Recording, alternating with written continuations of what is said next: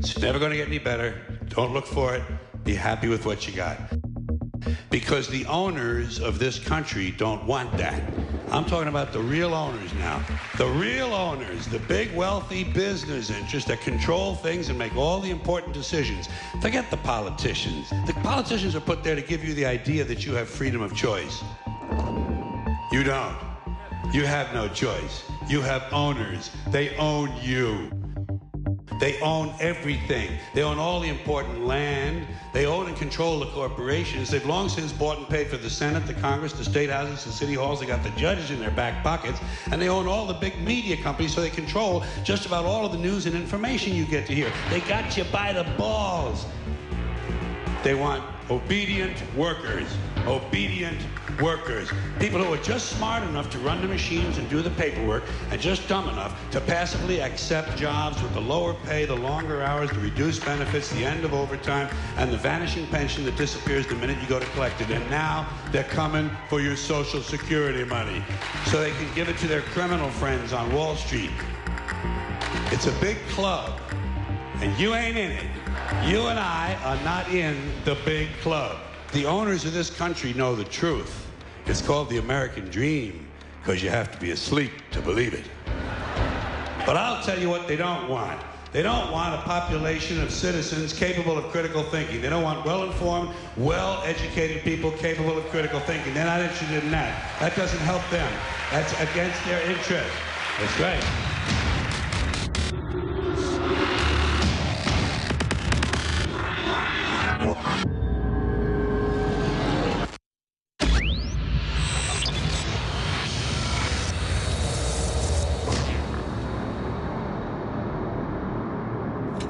Welcome to the InfoWars Nightly News. This is a live broadcast on this Tuesday, December 15th, 2015. I'm David Knight. Joining me are Leanne McAdoo and Jakari Jackson.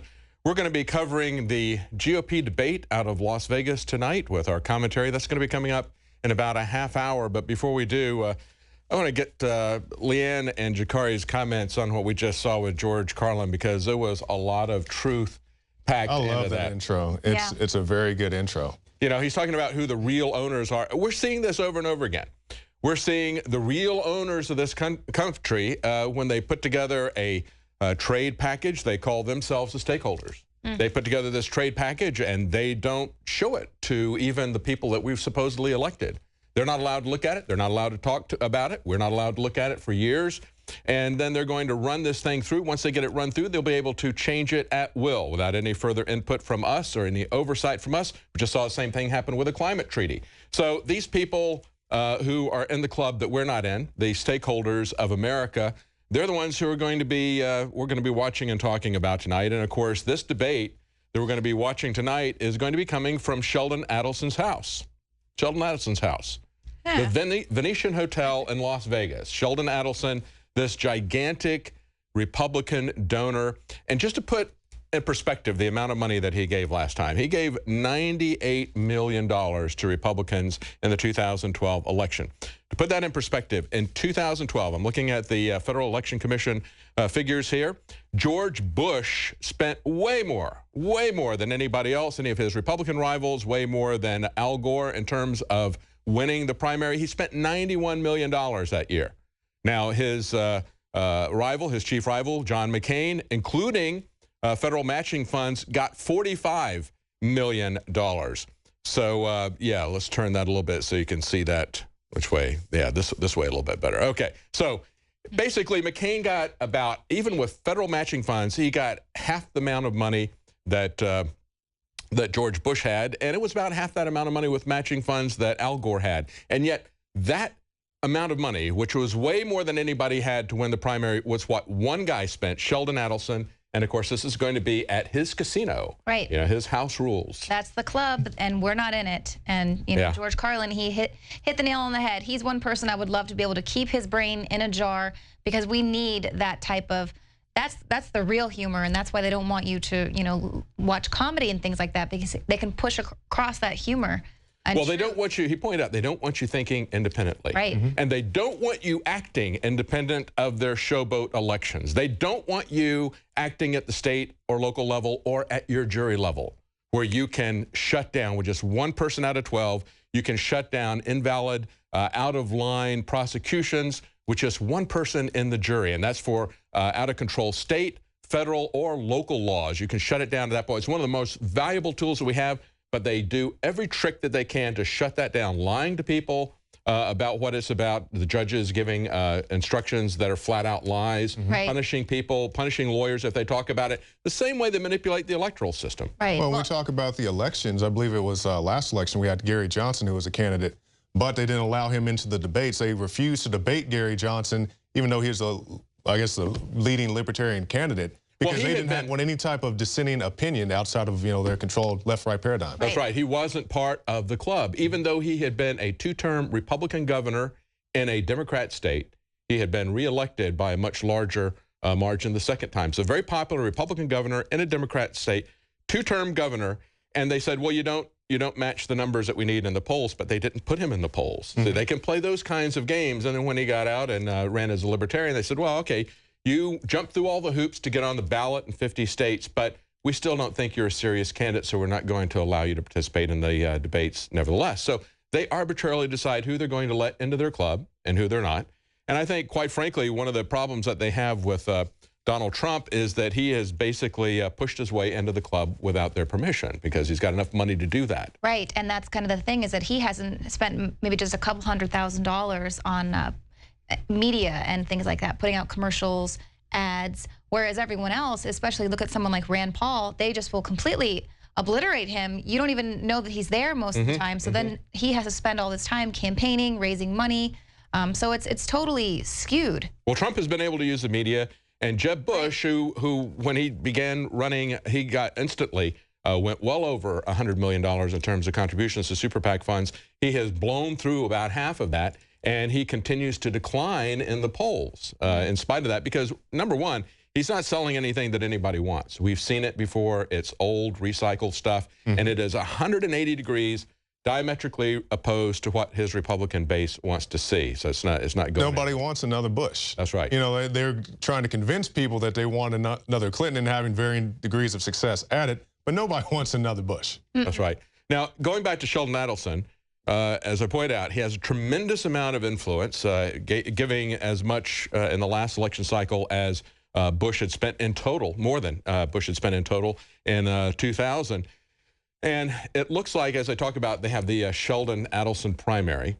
And it was reported that Marco Rubio had won that primary. They had most of the candidates. Rand Paul didn't go. Donald Trump didn't go to kiss the ring of Sheldon Adelson and worship at his feet.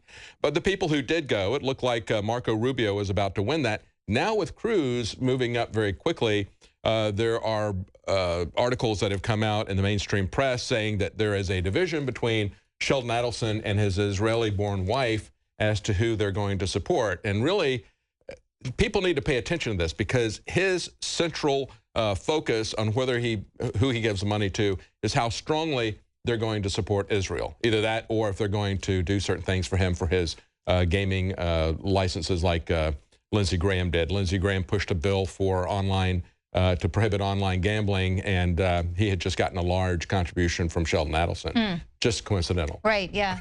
Well, so why do you think there's such a witch hunt out for donors like the Koch brothers or something, but you don't really see that with Sheldon Adelson? Yeah, it's interesting. It's interesting. And I don't know. I think it's because the Koch brothers have been associated with the Keystone Pipeline, with some other things. I don't really know. Certainly, Sheldon Adelson's focus is much narrower. It's things that are in his particular interest and in the interest of Israel. And that's how he focuses. And so his two candidates that he's looking at right now are Marco Rubio and Ted Cruz. That should tell us something about them. And when we're watching this junior varsity debate that we've been looking at, to me, everything that we were seeing was revolving around war. Right. When will you go to war? How deep will you go to war? Will you send women into war? War. I am so sick of this from the Republican candidates. And the elephant in the GOP debate is the fact that ISIS, the big boogeyman, of course, we all know, and we've been saying this over and over again, and we need to do a split screen when these guys start pontificating about how we need to get involved and send troops to Syria and everything. We need to put that screen up there and say, look, just today we found more evidence of social media being run out of our ally Britain. We know that the Turkish our ally in NATO is giving them all kinds of weapon equipment and buying their oil. This is total baloney. Right. Well, wasn't it General Wesley Clark who came out years ago and said that he had overheard a conversation where it was going to be, you know, yes, they had the countries that were going to take down and the order they were going to take them down. Well, he was just on Fox News Monday, I guess, speaking about going into Syria and everything. And I was just watching it going, how is he just out there parading for this when he knows that this was part of the plan? And he was the one that actually came out and said it, that this was a plan, that we were going to take down these countries. And now he's out there trying to let the American people know that, oh, well, just randomly, we need to take Syria down. It's amazing because it used to, with the broadcast news, they would be able to just ignore what somebody said or not show it again. But with the internet, people can go back if they're interested, if they care enough to know what's going on. They can go back and they can look at what these people have said. But unfortunately, most people don't really care. And they still too lie concerned about Star Wars. Remember, if you want your plan, you can keep your plan. And then I didn't say that. Then they made entire montages of him saying it about 20, 30 times. So yeah, they can go back, look at it, but the politicians still find ways to weasel out of it. I actually just tweeted out the video with Bush telling everyone, in 2001, well, why do they hate us? Oh, they hate us for our freedoms. They hate us for everything we've got here. And then now we're seeing the same thing again with ISIS. This was a story out of Slate. ISIS gives us no choice but to consider limits on speech. Yeah. And so we're seeing this again and again. We need to. Well, if they hate us for our freedoms, they don't have much to hate us for anymore. Yeah, they most like us a lot better now. Yeah. 15 years on. Why do they still we're looking hate us? real good to them because we're looking a lot like the country that they were living in. As I'm looking at Ben Carson, and he's having problems in the polls. He's been slipping in the polls after he developed some credibility issues. Looked really out of touch in terms of foreign policy because, according to the mainstream press, the American president is supposed to be ruler of the world. So they need to know every little group and every little corner of the world and who they're going to fight and who they're going to support and who they're going to. And we need to get over that idea. We need to have a peace and freedom candidate. Wouldn't that be nice if we had somebody talking about peace and freedom, but no, they're all talking about how they can wage war better than the next guy. So along that line, you see that Ben Carson today says he's going to declare war against ISIS. He says he wants to investigate the Council on American Islamic Relations care for their ties to terrorism. So, it's absolutely amazing. Absolutely amazing. Yeah, well, they're definitely setting us up to vote in a wartime president. So. And I believe we have Richard Reeves. Yeah, we got Richard Reeves. Yeah. Let's go to Richard Reeves. He's in Las Vegas. Go ahead, Richard. Hillary Clinton's chief of Thank you, David. Richard Reeves here for NoWorldOrder.com, and shout out to Alex. I've been out here just a very few short minutes and already met some of Alex Jones' supporters, despite the fact that not that many listeners and viewers even recognize my face at this point. So it's really exciting to see that the InfoWars movement is just growing and growing. The city obviously is abuzz with the GOP debate. They are doing a security theater here. It's not probably as bad as Popeville was. The Pope. Oh yeah, when we went to Philadelphia, that was ridiculous. You didn't have to walk for 2 hours carrying your luggage. No, since I kind of recalled that story, I thought, you know what, there's plenty of rooms available. They were cheap here at the Venetian, so I just thought, I better just stay here. And it's a good thing because traffic getting in and out of here right now, and even prior to the debate, absolutely prior to the debate was a big deal, just trying to get in. And like I say, they do have security theater. They are looking at people's trunks. Oh, wow. But hopefully before, whenever you're ready to sign me out and go on to the next interview or next person. Hey, Richard, have they looked in your trunks yet? Actually, when I returned from the Rand Paul event earlier today, they did. They had me open up the trunk of the rent-a-car, and I thought, wow, I've got all this crazy rig back there, and I thought they're gonna probably want to pat me down and frisk me and handcuff me and put me on the pavement. But fortunately, they just looked at everything and said, hey, you're good to go. So now, Richard, when they were looking in your trunk, was that when you were pulling into the hotel, or was that just someplace around town? No, this was when I was trying to pull into the self-parking of the hotel. I went to a Rand Paul event earlier today around lunchtime and did some upload videos. Anyway, came back to the hotel, and thankfully it was coming back plenty early because it did take probably an extra 20, 30 minutes to get back into the self-parking here at the hotel. What can you tell us about the Rand Paul event? How was it attended? Was very many people there? Well, it was standing room only. The room was a little small. It was about 100 people maybe. Standing room only, and there was quite a bit of press there, a lot of excitement. And if you saw that YouTube earlier, we may see some real fireworks coming up in this debate tonight with Rand Paul saying that Donald Trump would be not too good, according to Rand Paul. Well, I sure we hope got a couple. so. It's about time he. Yeah, we got a comes out couple of swinging. clips saying that it's time to attack Donald Trump. So we're going to play some of those clips. I'd like to see Rand Paul hit the barbed wire, but how about on all the issues? How about on this whole fly thing? You know, have some passion about all these issues that we fight about. To me, in my book, Donald Trump should be an ally. We should be seeing, a tag team or three-way, four-way match of wrestlers here, political wrestlers, fighting for the Constitution. We should see Donald Trump in that regard more, and we have in the past, especially on the border issues, been good. We should see Ben Carson, Ted Cruz, Rand Paul. We should see all four of them acting more like teammates, because you know what? When all this is said and done, I think, having some powerful allies in the Senate, if Donald Trump is president, being friends with Rand Paul, I think is key, and vice versa, Rand Paul being friends with the president. This is important. Yeah, absolutely. Now, you're there at the Venetian where the debate is going to be held. What kind of things have they done in terms of selecting the audience? Because I know in the past, they have had very small, very hand-picked audiences for these debates. It's very hand-picked. It's fine-tooth combed, probably, because my understanding is there's only 1,000 people seated at the venue, maybe 1,100. And I was on a website earlier seeing, chances of me getting into the actual debate and getting in, plus my footage wouldn't be near as good as you can get on the broadcast for the big stations. But I thought, you know what? Let me just see if I did try to get in, what kind of luck I would have. So I actually went searching around on the web last night when I got in real late, 3 or 4 o'clock in the morning. And even the Nevada GOP says, hey, we're not even sure how to get tickets. So the state guys got pretty much kind of stomped on by the national RNC. All right, well, thank you so much, Richard. We actually have a clip of Rand Paul. You've been talking about that event out there. So we can go to this clip of Rand Paul, then we're going to come back. I believe we have Alex Jones waiting in the wings. So, Richard, we'll definitely keep in contact with you and come back when you have some updates. But let's go ahead and take a look at that clip from Rand Paul. Senator, before the first debate, you promised to mix things up, and you went pretty hard after Trump. Can we expect to see a similar strategy tonight? You've gone after Rubio repeatedly. We're going to see something like that again tonight? It might be time to go after Trump again. I think that maybe people have not yet figured out that he would be a disaster for our country, and that we would have the biggest loss in the history of our country if he were our nominee.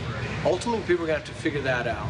Bombast, stupid comments, idiotic comments are not enough to win an election. And in fact, if they polarize half of the country or more, we'll have no chance of winning. So ultimately, I think the election is still wide open. I think his support is soft. And I think, as you've seen with Ben Carson dropping 20 points, same can happen to Donald Trump, and not soon enough for me. Well, there you hear it. He said that he thought that a Trump presidency would be a disaster for the country. Clearly, Trump is right on a lot of issues, and he has spoken out on issues that other people would not speak out on.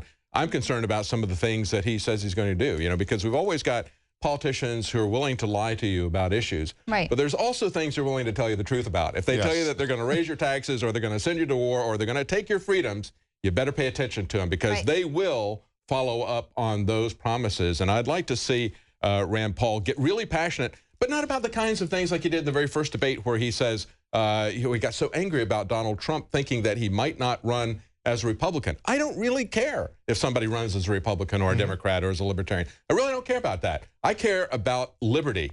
And that's what we need to get passionate and angry about. And that's what Rand Paul needs to get passionate about. And I'd like to see somebody question Trump on the no-fly, no-buy list. Yes. I'd also like to see, all the surveillance state he's pushing. This would really be a chance, if you want to make a name for yourself, you can come out and just question him on these issues. Yeah, you don't have to be a jerk about it, but that's what I like about Rand Paul. He's so good about sticking it to them with those constitutional values and being able to call people out, because most of the people on the stage, like you said, they're not going to be champions for the Constitution. They're going to be more power to the state. Yeah. He does a great job when he does that with Christie. We've got Alex on the line. Let's get Alex's take on this. Alex. Joining you via Skype video feed and Facebook mentions from my home, Austin, in Austin, Texas. I want to just make a few points out, wider than these candidates, wider than the debate. We're seeing true 21st century media right now. where we've got a modern media system in downtown Austin, and then I'm here at my home watching the establishment media and their analysis, integrating it with you, the listeners, the Twitter feeds, the Facebook comments, and so much more. And that's what this is all about. We're teleprompter free. We're the only major network that's actually covering the CNN propaganda itself and the men behind the curtain, the women behind the curtain. And we're also analyzing the way the media is changing. Because if we can have millions of viewers tonight, which we will in the aggregate, and CNN normally only has about 500,000 viewers. They'll have about 30, 40 million tonight. That's why they're wearing their fanciest ties and they're all excited. This is when dinosaur media gets to act like it's big again. This is when it can remember 10, 20, 30 years ago when it was totally dominant. Not the joke it is. The average MSNBC show, about 300,000 viewers. The average CNN, 500,000. Fox is still king with about 2 million average for their primetime shows during the day. It was 4 or 5 million just a decade ago. We're rising, they're falling. It's not about InfoWars keeping score. We're true hardcore Americana patriots, true classical liberals like Thomas Jefferson trying to bring real freedom back. And that's why all their demonization, all the thousands of articles a month lying about us isn't working. And the reason I'm here from home tonight is I want the image to the viewers and the listeners and all the radio stations that have called me wanting to carry this feed tonight from Albuquerque to New York City. It's very exciting. Something I hadn't told you guys, a lot of radio stations themselves are picking this up, not just TV stations or viewers on the web, is that this is the end of the mainstream media. This is the beginning of the end of these people. And as I've been saying for 6 months, Rand Paul's dream, and I've known him for 20 years, I like him, he's a great guy, but he listens to advisors that don't know what they're talking about. His dream, has been, Trump will suddenly just fizzle. Well, that's what Jeb Bush has been saying for 6 months. Mm-hmm. And he's not been Carson with all these made up stories. So Rand Paul's been taken from the lead 6 months ago when he's being more hardcore to now being in the basically near the end of the pack because he is listening to advisors. And I know inside baseball about the Pauls and all the rest of it. They're great people. Ron Paul's great. Rand Paul's great. He just gets too much into this whole senatorial suit stuff. And look, Ted Cruz is in the second place now because he didn't attack Trump. It is a suicidal political move at this point to, without knowing all the facts, when Trump's the champion of so many good issues, whether he's real or not, he's now taken on that mantle.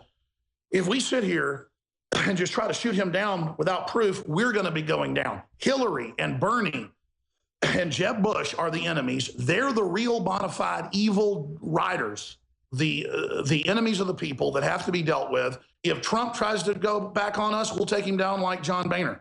If Rand Paul tries to sell us out, which I'm not saying he do, we'll go after him. Same thing with Ted Cruz. But we know in their voting record, Senator Cruz and Rand Paul are both very credible, serious people that I really respect.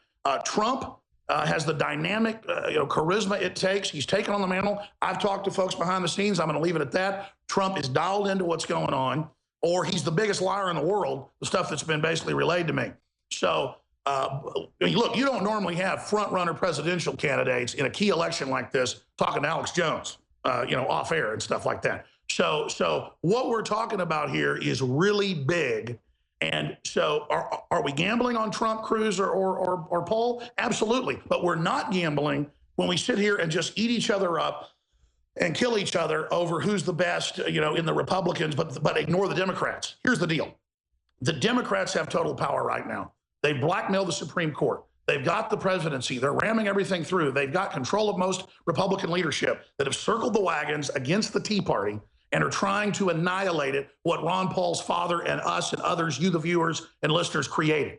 So that's the battle right now, is over the heart and soul and over the rhetoric, over the content, over the issues. And I'm sorry, Trump wins so far for carrying the ball for basic libertarian ideas. He said some other things that are quite frankly draconian that I think are dangerous. You separate that, though, from the other candidates he's up against. You got to give him the benefit of the doubt because he's changed positions many times. Like saying he was for refugees 3 months ago, and then we criticized it. He said, okay, I'm against it. Now I see the terror threat. They're taking things out of context. They're demonizing because they're scared. So that's what this comes down to. And Rand Paul shouldn't be hoping and waiting. The very same mainstream media that demonized him, that attacked him, that lied about him in his Kentucky senatorial campaign are the very same ones that are going to be attacking him for re-election next year. They're the very, very same people that would destroy him in a minute. And playing along with the bandwagon of attacking Trump is riding a dying dinosaur mainstream media. And that's what this comes down to. So I want everybody out there watching to understand it's bigger than Trump. It's bigger than Obama. It's bigger than Hillary Clinton. It's bigger than this. It's globalism. It's a world government being formed. And InfoWars, and you, the viewer and listener that carry the ball for freedom, you are the resistance. And so on Facebook mentions on the camera above me, or right here on the InfoWars feed to all the viewers, this is what's happening right now. We know Hillary is coming for our guns and our sovereignty. We know Bernie Sanders is. We know Goldman Sachs is funding both of them. We know that the delegate process, we're going to talk about more with Richard, that's why Richard's on tonight when he comes back on, is to talk about what's broken big, since we talked about it a few weeks ago and last week, that the Republicans are bragging with the Democrat insiders that they're going to game the delegates, have a brokered convention, and when they have that brokered convention, just like they did in 1980, they told Reagan, you take George Herbert Walker Bush or we're not going to nominate you. Well, they're saying they're not going to go with Trump or Rand Paul or any of these people. They're going to go with Jeb Bush, even if he's 5% of the vote. They're going to steal those delegates and vote for him. So we need to get tonight to have them not go with the media questions, not go with the scripted BS or responding to Trump about banning Muslims till they fix the immigration problem and start checking their IDs.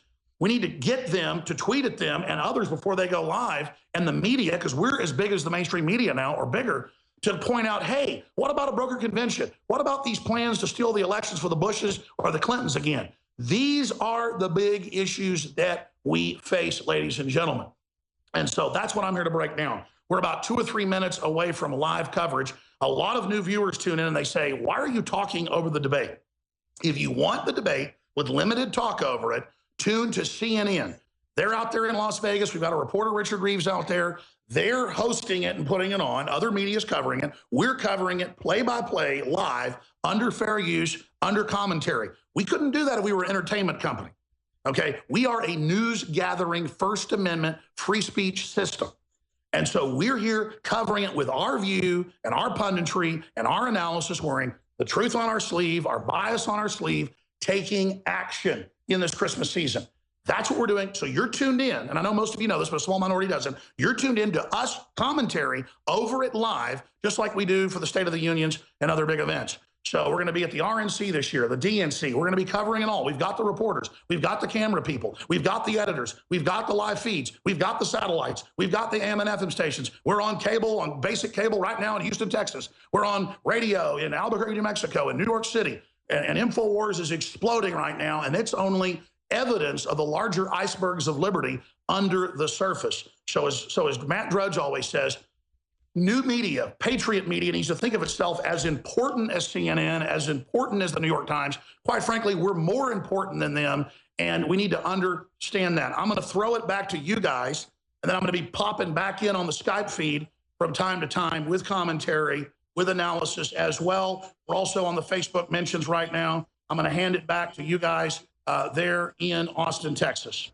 Thank you, Alex, and we'll be listening for your report. We'll be watching that when you join us. And what Alex said there, I think, is very important. There was an article on Drudge today saying that Jeb Bush had told his supporters about a month ago that by December the 15th, we would see Trump in decline. We've seen just the opposite of that happen. And I think not only did the Bushes underestimate him, as his brother would say, but I think also Rand Paul is making a mistake to just come out with broad pronouncements and say Trump will be a disaster. If he disagrees with him, he needs to talk about the policies. And he doesn't treat Christie that way. They put the two of them right next to each other on the debate stage tonight because they know there's always fireworks. Christie is this authoritarian police state prosecutor. And so they put the libertarian Rand Paul next to him, and they do get fireworks, but they're talking about policy. But then when they go after Donald Trump, they come after him with ad hominem attacks. They say he's not an official politician. Look, you know what? Cruz and Rubio and Paul haven't even finished a single term as a senator. Maybe what we need is unofficial politicians. Yeah, exactly. That's why he's exactly. Not being an official politician is exactly what people are looking for. Right. And so it's very naive to just say, he's an amateur, he's not ready for this, he'll be a disaster. Tell us why. You disagree with him? Tell us why. Or they'll do that when they come up to the other. To say he has very soft supporters. Clearly, they've been rallying around him, no matter what he says, even if. Well, we heard from Karl the Rove. media is like, this man is evil, racist, bad, bad. Everyone's like, Trump, Trump. I mean. Yeah, we've heard from Karl Rove that Trump had a very solid floor. Okay, and we've seen that he hasn't gone down. He stayed there. That's very unprecedented. But then Karl Rove also said, but that's also a ceiling. He's not going to go above that.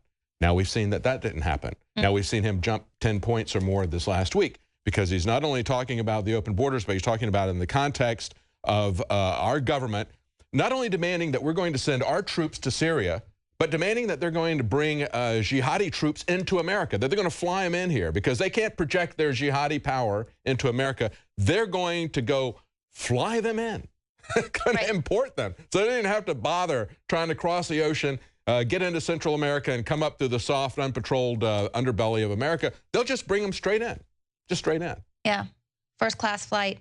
And also, too, we're seeing how they're really, you know, saying how Tashfeen Malik, the female shooter there, how she was able to pass 3 different background checks, even though she was making all these posts on social media in support of jihadism. And now they're coming around saying, well, we need to be able to look at the Facebook posts, so we need to be able to.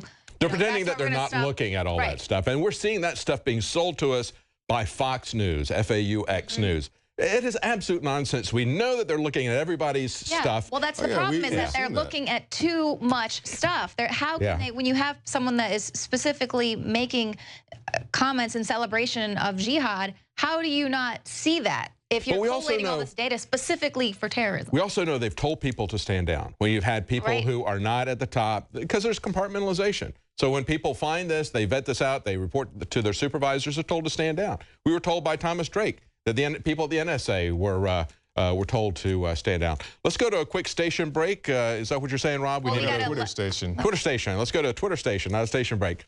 Let's go to a Twitter station. We got Darren McBreen at the Twitter station. Darren, what you got? Oh, he's got no mic. Some okay, so there we go. This is a live broadcast, folks. Are we using the GOP debate hashtag as well? So that's right, hashtag GOP debate. Real Alex Jones at InfoWars, and use the hashtag GOP debate to send us in your questions. And Darren McBreen and Joe Biggs will be manning the Twitter station all night. So that's right. We want to get your feedback. That's a very important part of the broadcast. Yeah, let's go back to Richard in Las Vegas. We have Richard Reeves, our reporter, on the ground right in front of the Venetian Hotel, Sheldon Adelson's house, where they're going to be having this debate. Richard. Yes, sir. Reporting with InfoWars.com, Richard Reeves.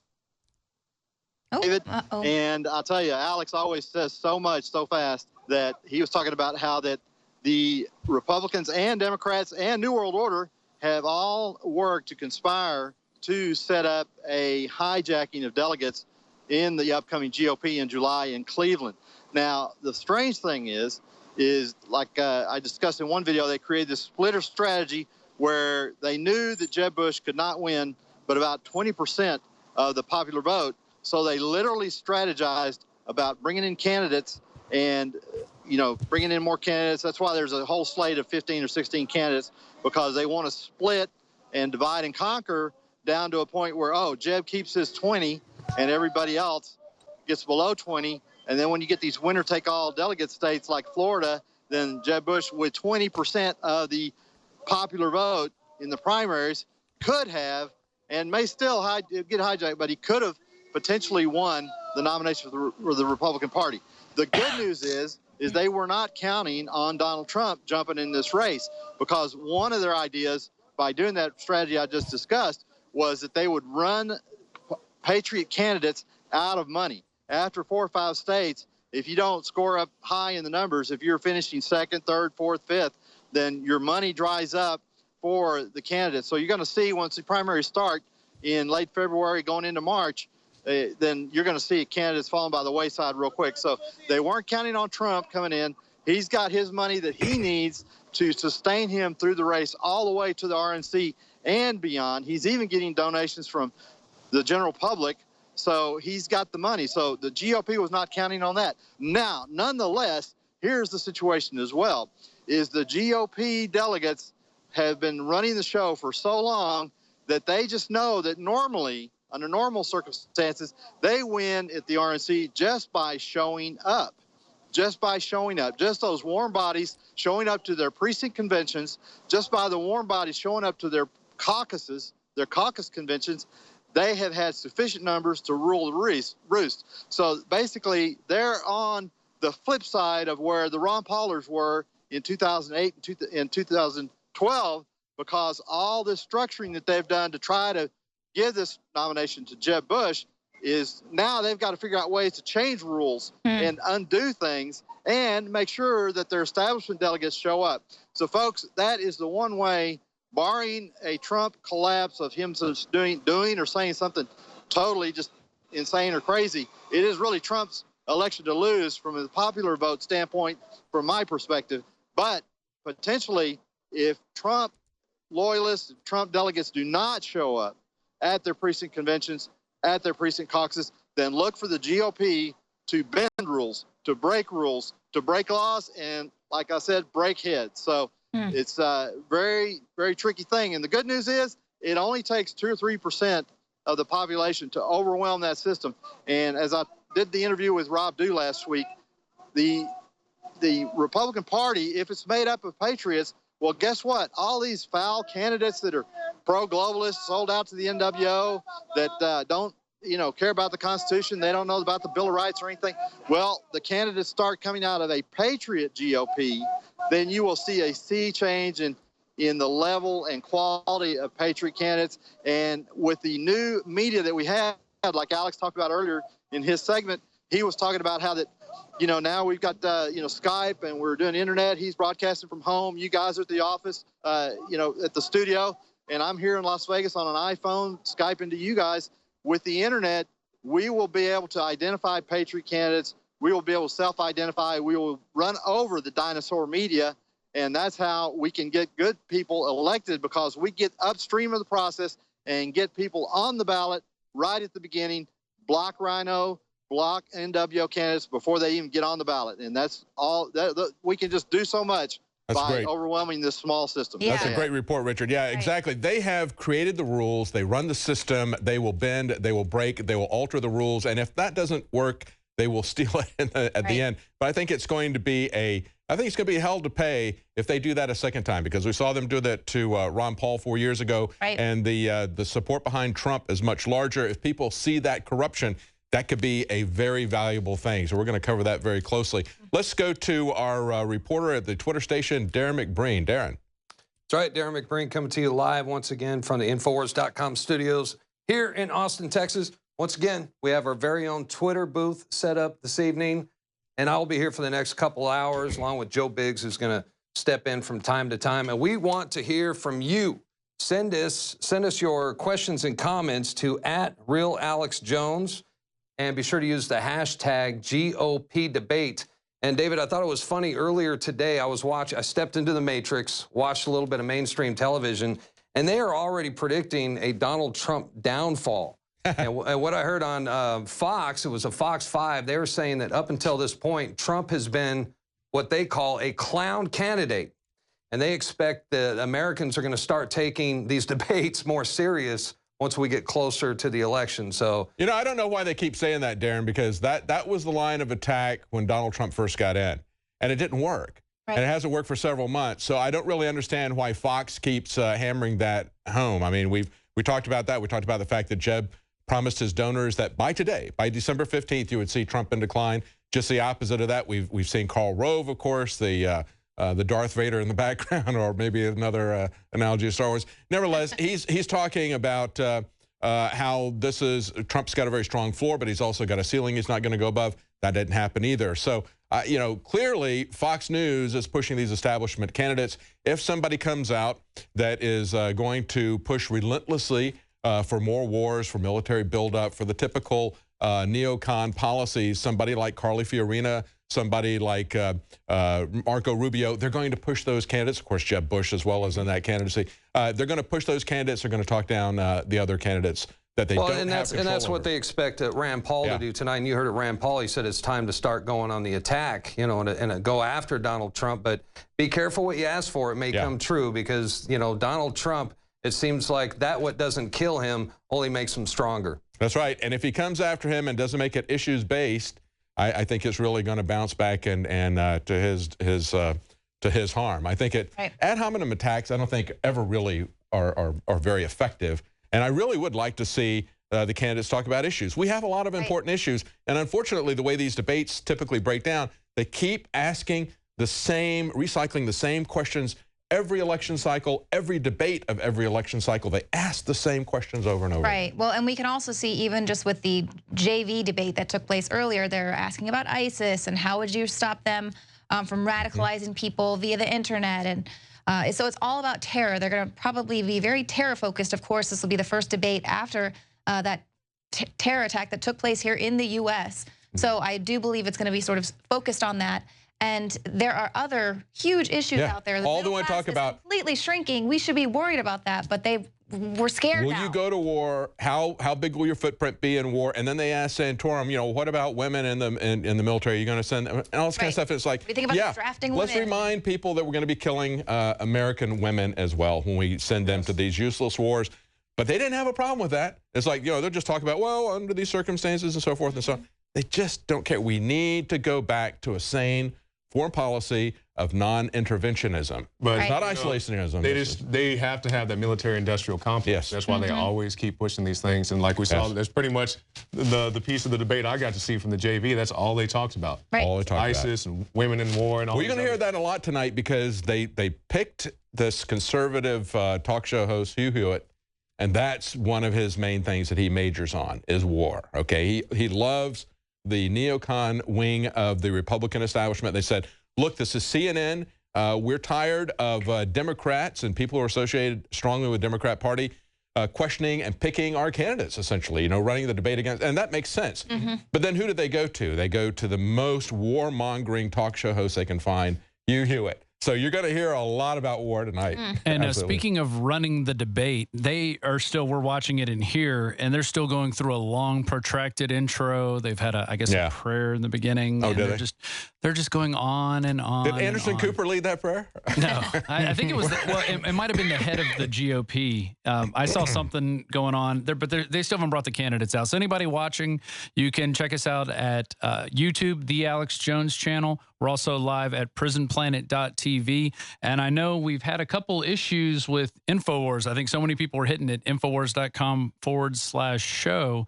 They're working on getting that back up, but you can go to YouTube right now and still watch the live stream if people are just listening to audio out there. That's right. Very important that you can watch this on YouTube. It's also live streaming on YouTube as well.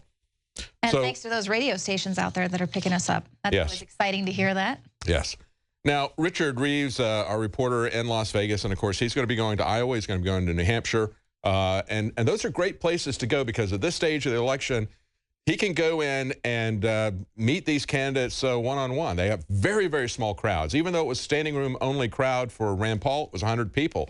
It's in many cases, we just had a couple of weeks ago, Carly Fiorina was in a restaurant and people were laughing about the fact she addressed the people in the restaurant, asked if there's any questions. There was a pause. And then a little 8-year-old girl asked her some silly question. She answered that question, asked if there's any more questions. No questions from anybody. So Richard's going to have a great opportunity to ask some really serious questions. It's a great opportunity there. And then after that, it's going to become a big media circus. So it's going to be a lot of TV buys with the Super Tuesdays that come up in March and that sort of thing. But we got a couple of months window here where he's going to be talking to them. Let's go to a quick break before they pull up and begin the Dog and Pony Show. Yeah, the Dog and Pony Show there in Las Vegas. We'll be right back after this break.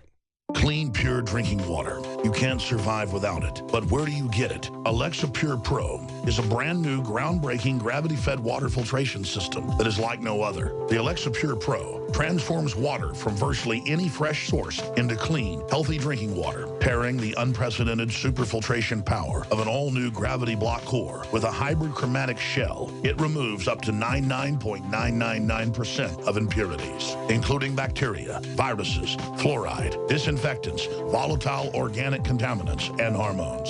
Filter capacity up to 5,000 gallons. Stainless steel construction. Easy assembly. Low maintenance. Replacement filters are simple to install. And now, as part of an exclusive limited time introductory offer, you can save $20 off the retail price and get free shipping. This is a limited time offer, so order your unit today and receive free shipping and $20 off. Go to InfoWarsStore.com or call 888-253-3139.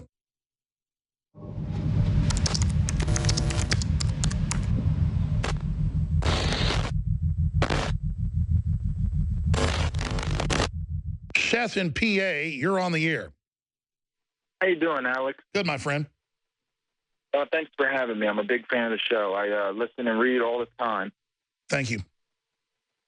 I just have two things. The one's a question. I wanted to get your take on. What are your thoughts on the three senators, Brad Wenstrup, Ken Calvert, and Mike Pompeo? Think anything's going to come out of the investigation of them looking into CENTCOM of Obama doctoring the record, saying that they were containing ISIS and all that? You know, I'm glad you raised that, because there was a headline in an article at NoWorldOrder.com yesterday that dealt with the fact that there is a Pentagon Inspector General investigation of the fixed intelligence to say that ISIS wasn't a threat. But the media is spinning it that the investigation's about that. It's really about the government arming ISIS. And that's what these generals have come out and talked about. So, yes, we need to really focus on this. This is potentially 1,000 times worse than Watergate or even Whitewater. You know, ripping off some properties, that's nothing compared to turning whole countries over to al-Qaeda, calling it a new name, having our military aid them, lying to the American people. And the fact that we've had all these generals go public and analysts go public, and now we have senators investigating it, it's just ultra massive. And I need to go around to all my reporters and all my investigative journalists and my anchors and say, listen, you can cover whatever you want because you've all got great instincts. I like what you cover. I mean, I'm very, very hands-off around here, but we need to make this a major, major, major priority, because I see so many headlines on InfoWars that get it right. You know, Western governments caught funding ISIS. Russia says West running ISIS. Russia says Turkey buying ISIS oil. It's all admitted. But those headlines aren't even hardcore enough. I see some headlines that we run that are like, you know, U.S. underestimated ISIS. That's kind of the spin. They didn't underestimate jack squat. It started coming out that our government was funding it. Our own military said they wouldn't be part of it. So everything else has been an obfuscation, a muddying of the water, a smokescreen to confuse everyone. Hillary said, oh, Benghazi and ISIS is fog of war. No, it's not, you witch. The fog's coming out of your broomstick, lady. You're running the whole stinking thing. We got you locked on target. You understand? Politically, all we got to do is, I have you now. And it's goodbye, goodbye, goodbye. We have you. The generals are going public. It's so huge. It's so big. It's so bonkers. And I've been living with this for so long, I don't even cover it properly. What is my problem? Ugh, telling you, we're going to get this done. These pieces of murdering filth think they can just run around and kill everybody in front of us and run al-Qaeda and run terror attacks and let the jihadis in, and we don't do anything. We're going to do something about it. We're going to get out of our trance. We're going to get involved. We're going to expose it.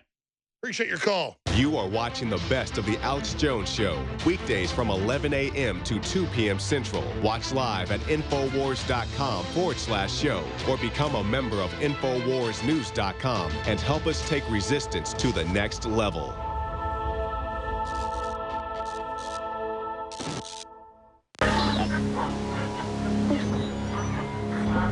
I'm not gonna sit here and take it anymore.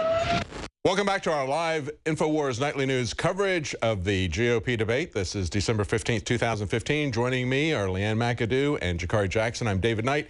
And you were just listening to our radio show earlier where Alex took a call from someone. And that's the context you need to keep in mind when you listen to this debate, because they're going to hammer ISIS. You need to understand our involvement with ISIS, okay? Don't let them fool you with that. Let's go to the debate right now. We're having a first question, of course, on terrorism to Senator Rand Paul. Here's his response. The boots on the ground The boots on the ground need to be Arab boots on the ground.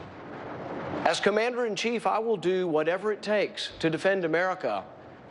But in defending America, we cannot lose what America stands for. Today is the Bill of Rights anniversary. I hope we will remember that and cherish that in the fight on terrorism. Thank you, Senator. Governor Casey. Yes. That was an excellent opening answer. Yes. If we lose our rights, we don't have an America. Do you like politics? And my daughter said, no, I don't.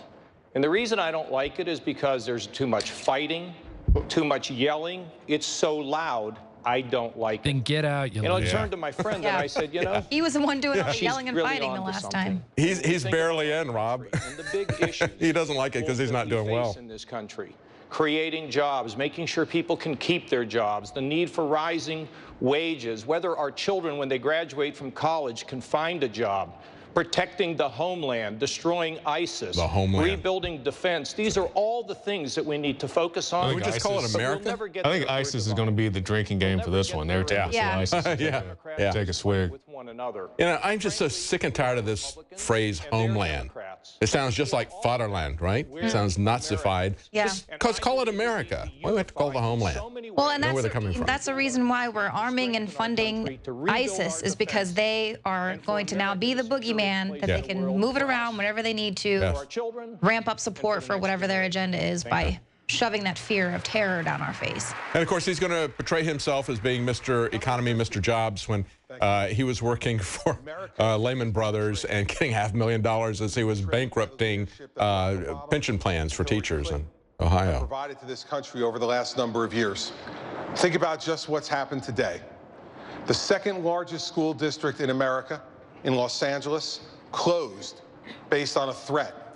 Irrational fear. The effect that that's going to have on those children when they go It's back because of people like him that have sold this fear to everybody. They've got Americans afraid of their shadow. Right. No longer the land of the free and the home of the brave. We're Well, cowards. except for that the Americans won't actually call in a credible suspicion because they don't want to be racist. So well, they're afraid of Americans political. have been paralyzed. Yeah, they're afraid of the political correctness. They're afraid of everything. to work and wonder about the safety of their wives and their children. What has Barack Obama and Hillary Clinton done to this country? That the most basic responsibility of an administration People who is to protect the give their safety kids and over to security the of the American government, people. to strangers that they I will don't tell you know on a this. daily basis, I'm a former federal should be worried about prosecutor. that I more fought than they should be terrorists worried in about an email When that we they get see back in the occasionally. White I mean, House, that's the we will fundamental fight thing. terrorists We're and win supposed to be again, able and to America will hand be this safe. over to the government, and they're trustworthy on a daily basis. We can hand our kids over to total strangers, but if somebody sends in an email that implies there might be some kind of attack, we ought to tremble in our boots. What's happening to our nation. We have completely lost our compass. It's time to take our country back. Bombast and insults won't take it back. Political rhetoric that promises Military a lot and troops will. delivers little won't take it back. Well, they all pretty much came out and said the same thing. Let's take America back. Let's make America great again. Yeah. I'd really like to see somebody come out and say something Who's different. willing to fight for the character of our nation. I have been tested. I have beaten breast cancer. I have buried a child. I started as a secretary. What does she think the character of America is? You know, corporate America. Rand Paul talked about it being the Bill of Rights. What does she think the character of America is? This election. The fact that she was a CEO? Stage while all the political insiders and the pundits told me it couldn't be done. I've been told no all my life. And all my life, I've refused to accept no as an answer. Citizens. Well, at one point, she was it is told time to she could take no our longer be the CEO of Hewlett Packard. She had to take that no. from the liberal She had to take no when she ran for Senate in California. They gave her a resounding no in California. done. This is not even the Peter principle. She hasn't even succeeded up. She's had a string of failures, and she's not running for I know, president. it's like me. Hey guys, our next president's about to speak. Y'all be quiet. In America, I don't see the explanation mark after his name. world to protect our Jeb civilized Bush. way of life. Serious times require strong leadership. That's what's at stake right now. Regarding national security, we need to restore the defense cuts of Barack Obama, to rebuild our military, to destroy Rebuild. ISIS. We got the biggest, most powerful military in the world. More You than need to half stop of our arming your budget. enemies. That's what you need to start doing. Stop accidentally dropping weapons off in their territory. bacon rice. Yeah, that's how it doesn't matter. Military. We turned over all the equipment to ISIS. Yeah, they're like, look at all that fancy new equipment they have. Well, my goodness, how did that happen? And when we take on, we support our friends. As president, I will keep you and our country safe. It's Jeb exclamation point, because if he gets elected, everyone's going to be going, oh, that's what? Safe, how did he do secure, and Yeah, free. it's going to keep you safe by sending your kids overseas to fight a... I spent 6 years here as a child growing up. Yeah. Not far from where we stand Safe, tonight. secure, and then he adds free as Yeah. It's got It's going to send an enemy that they're funding and... One of the things my grandfather told me is that I You was know, really blessed. the thing is, you can't be safe, secure, and free. See, take your pick. Yeah. Take your pick. But there have always been It's people just like in when American you politics win a cruise or something on the, from a telemarketer. It's free. Free cruise. Just need to sign here on the dotted line, sell over your freedoms. Today, you have millions of Americans that feel left out and out of place in their own country, struggling to live paycheck to paycheck, called bigots because they hold on to traditional values. And around the world, America's influence has declined. While this president's destroyed our military, our allies no longer trust us. He struggles paycheck to paycheck. No longer respect us. I'm just curious. He's had a lot of financial problems, and he's waiting for that next paycheck from Sheldon Adelson. I'm just curious what their definition of Obama destroyed the military is. Like, I'm not here cheerleading for Obama, but we still have a rather formidable military. Has military spending overall gone down? Well, he's destroyed him in the sense that none of that budget is going to the VA. So, I mean, once they get back here to the America, they are. Our enemy is not violent extremism. It is not some unnamed malevolent force. It is radical Islamic terrorism. We have a president who is unwilling to utter its name. The men and women on this stage, every one of us, is better prepared to keep this nation safe than is Barack Obama or Hillary Clinton. We need a president who understands the first obligation of the commander-in-chief is to keep America safe. No. If I am elected president, keep America free. We will hunt down and kill the terrorists. We will utterly destroy ISIS. Fear-mongering. We will stop the terrorists. How many times we have to say that slaves are never safe? Political correctness. Freedom comes first. The truth. Border security. All they do is sell fear, terrorism, security state. As refugees, we will keep Well, America. that's more than the #1 concern of Americans, according to the latest Gallup poll, is terrorism. They don't care about the economy. They don't care about liberty. Taxes. They don't. Please join me for a moment. Well, they hear more about that on TV than, the economy, or even as they realize that their paychecks are being gouged and all these other things. It's the TV keeps telling them to be afraid of ISIS. Since its inception has been at war every 15 or 20 years. But the war that we are fighting now against radical Islamic jihadists is one that we must win. Our very existence is dependent upon that. As a pediatric neurosurgeon, I frequently face life and remember, as we hear this from Ben Carson, as we hear it from Ted Cruz, remember the American government's involvement in equipping and starting ISIS. That's what we just played, that long rant from Alex Jones. We have ranted about this over and over again. We all have. Every one of us here on the stage has pointed it out again and again and again. We trained them, we armed them, we equipped them. We began by creating them as surrogates against the Russians, the Mujahideen in Afghanistan. We kept that going. We've moved them around. We've changed their names. And now the latest instantiation of it is ISIS. And he wants to declare a war on ISIS, though, to change their name to something else. Right. And the thing about it is, as much as they talk about Obama and Hillary and all these things that the Democrats are doing, none of them, with the exception of Rand Paul that I know of, are actually saying how they got their weapons in the first place. They keep saying Obama did this and Hillary won't do that. If you don't like the Democrats so bad, just tell people that they are funding these guys. Oh, they don't want to do that. Then it goes back to Reagan, it goes back to Bush, and then it's going to come back to them. They don't want to do that. Right. That's right. Mexico, both at the border and in trade, no longer takes advantage of our country. Certainly would never have made that horrible, disgusting, absolutely incompetent deal with Iran, where they get $150 billion. They're a terrorist nation. But I began it talking about other things, and those things are things I'm very good at. And just lost the feed. Technical difficulty. He took a very different tack than. Oh, we're back here. A month ago, things changed. Radical Islamic terrorism came into effect even more so than it has been in the past. People like what I say, people respect what I say, and we've opened up a very big discussion that needed to be opened up. Thank you very much. I got to say, you know, Rand Paul put essentially the same thing out as a bill, did it a month before Donald Trump did, and yet when Donald Trump came out and talked about it, said essentially the same thing in a condensed format, shorthand way. We got to stop this until we can vet these people. Once he did that, then you know, it zoomed him up in the polls, and people heard it. They didn't hear it when it was done as part of legislation. Right. Well, and that's the thing with needing to speak up, needing to be a little bit outrageous. Rand Paul didn't even come out and go, "Hey, I already did that." You know, it's just he sort of. Yeah. Exactly. I don't know why he's afraid to speak out. 1 million people and wall off America's southern border is the best way to make America great again, to isolate it from much of the rest of the world. We are not talking about isolation. We're talking about security. We're not talking about religion. We're talking about security.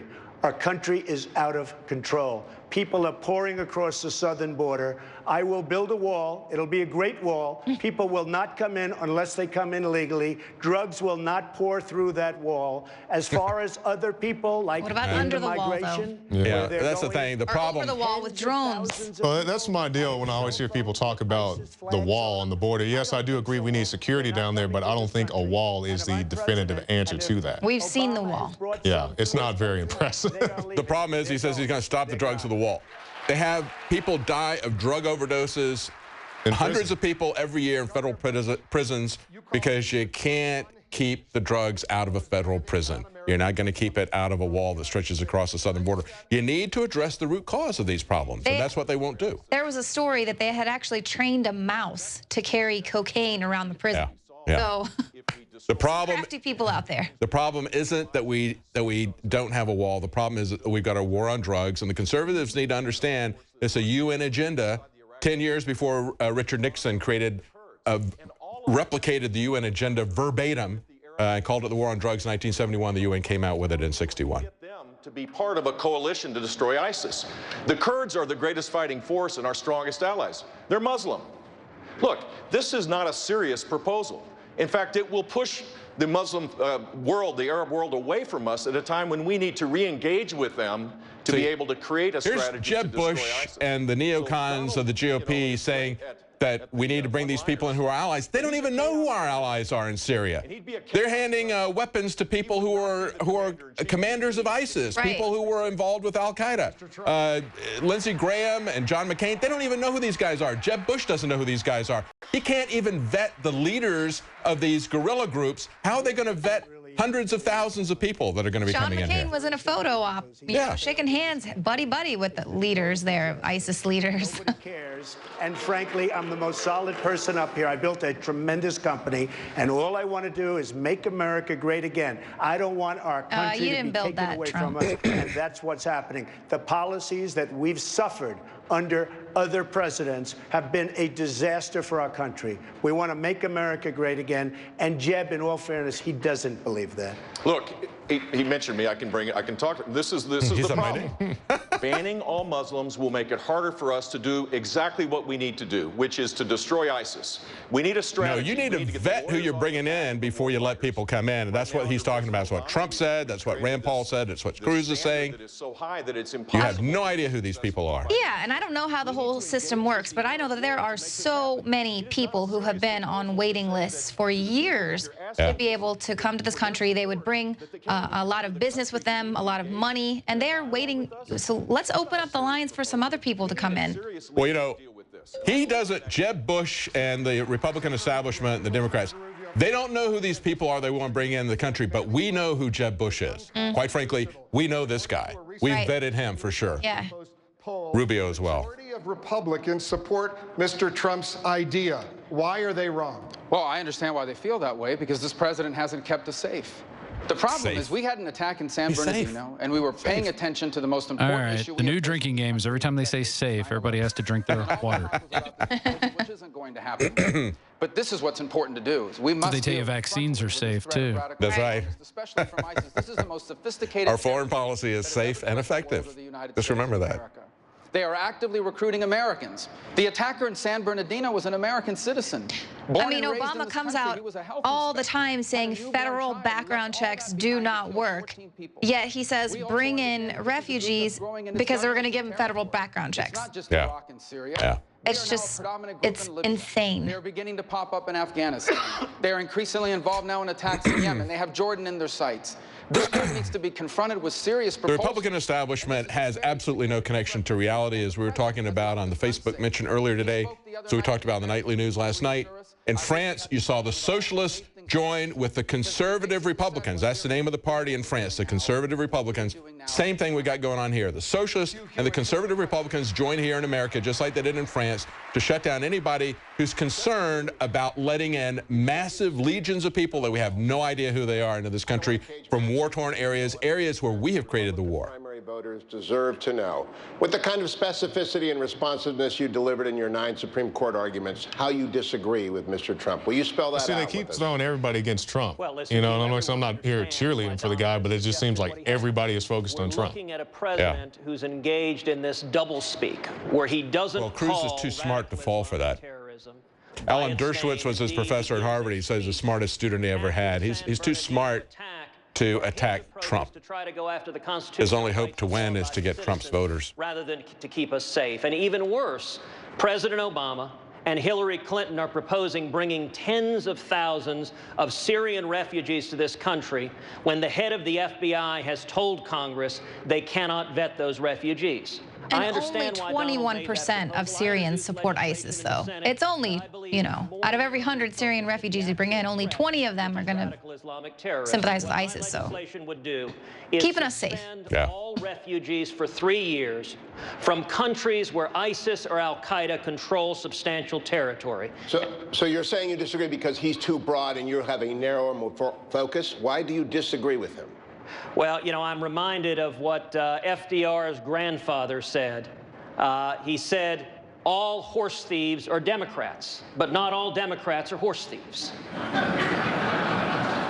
In this instance, there are millions of peaceful Muslims across the world in countries like India, where there is not the problems we are seeing in nations that are controlled, have territory controlled by Al-Qaeda or ISIS, and we should direct at the problem, focus on the problem, and... But how do you, I mean, they... How do you vet them? Right, how do you know that they have already said ISIS probably has its own passport printing machines, so how do you know someone's gone into another country and then say, oh, well, I'm from India? I mean, there's a group of moderate Muslims right there that all believe in Sharia law, and they all claim to be moderate. They all claim you should have your hands cut off if you steal, and wives should be beaten. And they're all happy about it. I mean, they admit it, which is fine. That's their beliefs. I mean, but let's just all be truthful about what they really believe in.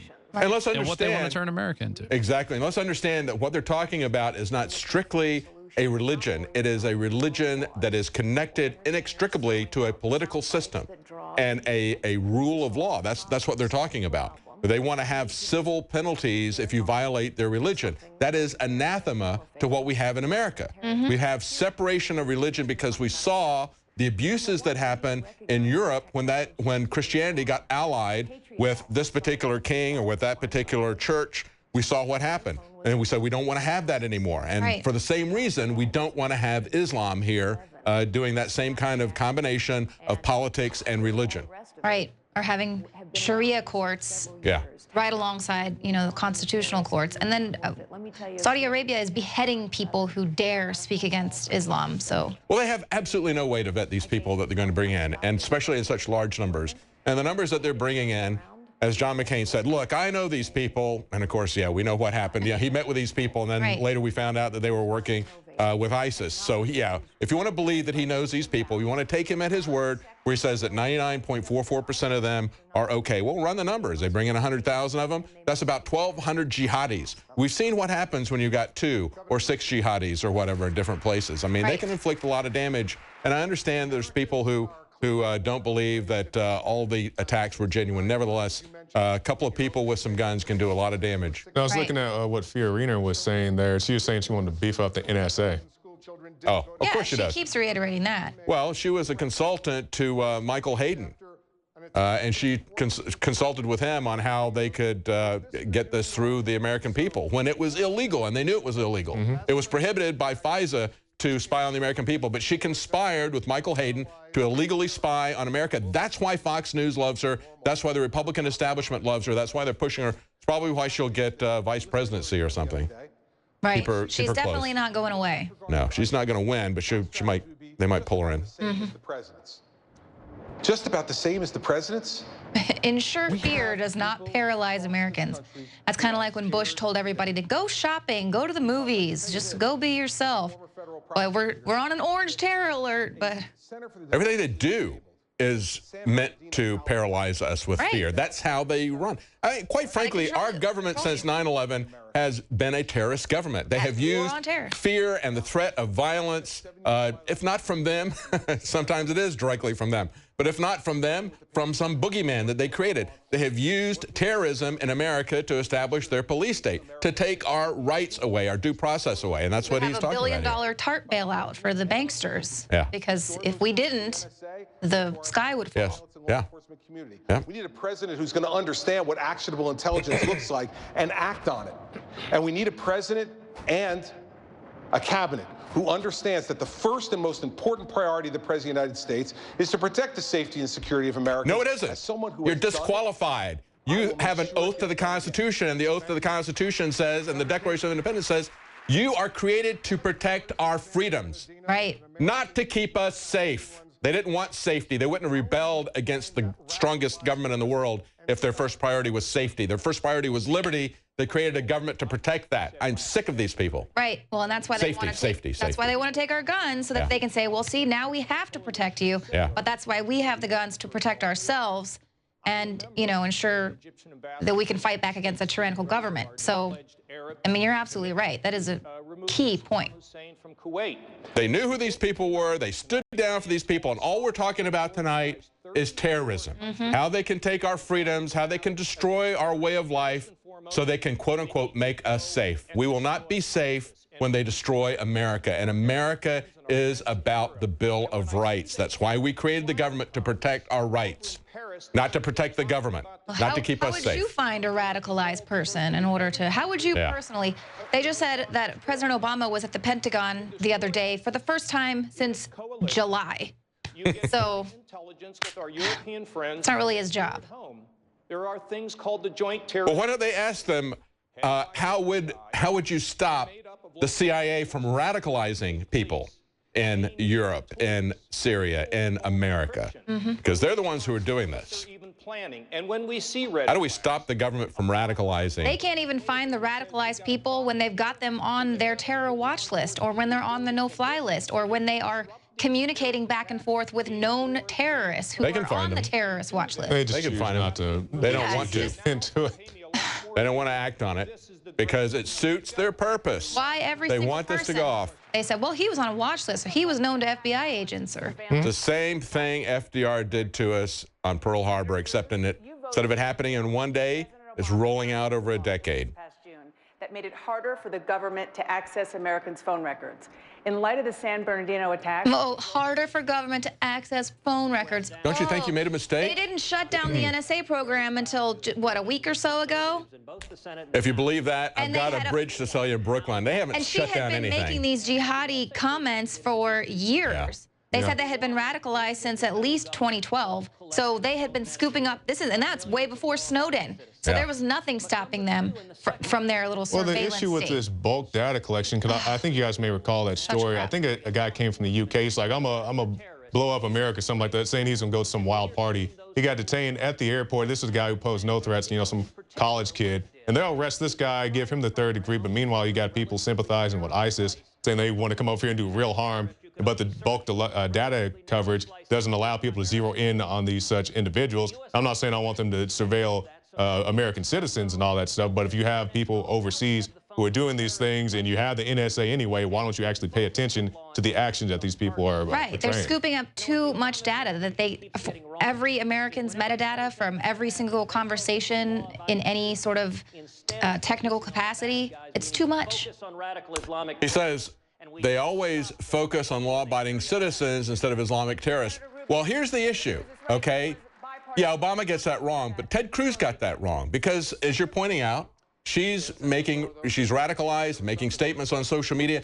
She was not in America when she was making some of these statements. The FISA Act, Foreign Intelligence Surveillance Act, authorizes them to examine people outside of the country. That would have been legal for them to do. Right. Instead, they do it on people in America, and then they let radicals who are outside of America get a pass and come into our country. It's an absolute perversion of what's going on. They put the FISA Act in because they were listening to Americans in the 60s and the 70s. The Church Commission, the Pike Commission said, you can't do that anymore. We're going to put the FISA Act in. Then they use that to get a blanket search warrant against Mr. and Mrs. Verizon, as Rand Paul said. Right.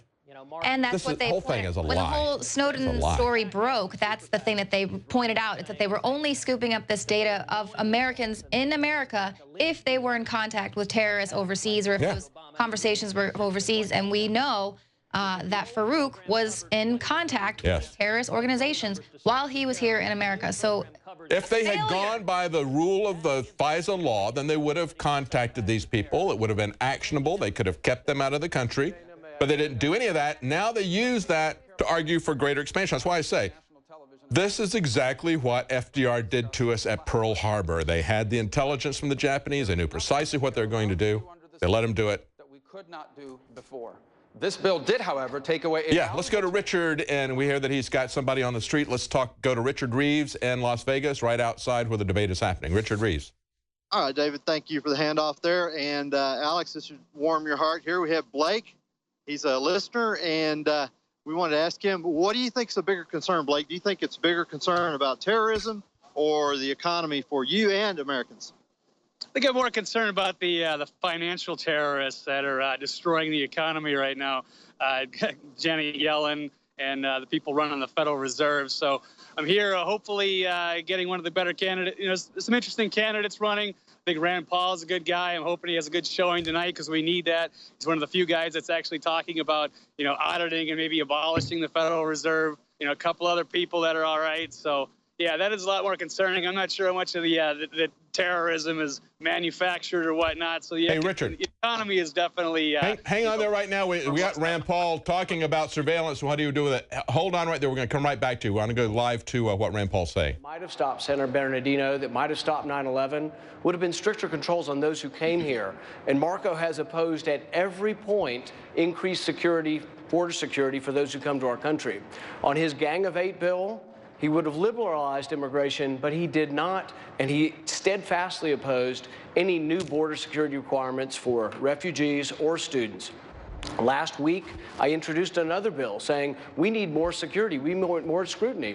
Once again, Marco opposed this. So Marco can't have it both ways. He thinks he wants to be this, oh, I'm great and strong on national defense, but he's the weakest of all the candidates on immigration. He is the one for an open border that is leaving us defenseless. If we want to defend the country, we have to defend against who's are coming in. And Marco has more of an allegiance to Chuck Schumer and to the liberals than he does to conservative policy. Get him, Rand. Senator Rubio. I want to thank Rand for another 30 seconds because, number one, what he's pointing to is a bill last week, an amendment he voted for that only 10 people voted for. You know why? Because it's not focused on terrorists. It would have banned anyone from coming here. Someone from Taiwan would not have been able to come here as a tourist. Number two, this program, this metadata program, is actually more strict than what a regular law enforcement agency has now. If a regular law enforcement agency wants your phone records, all they have to do is issue a subpoena.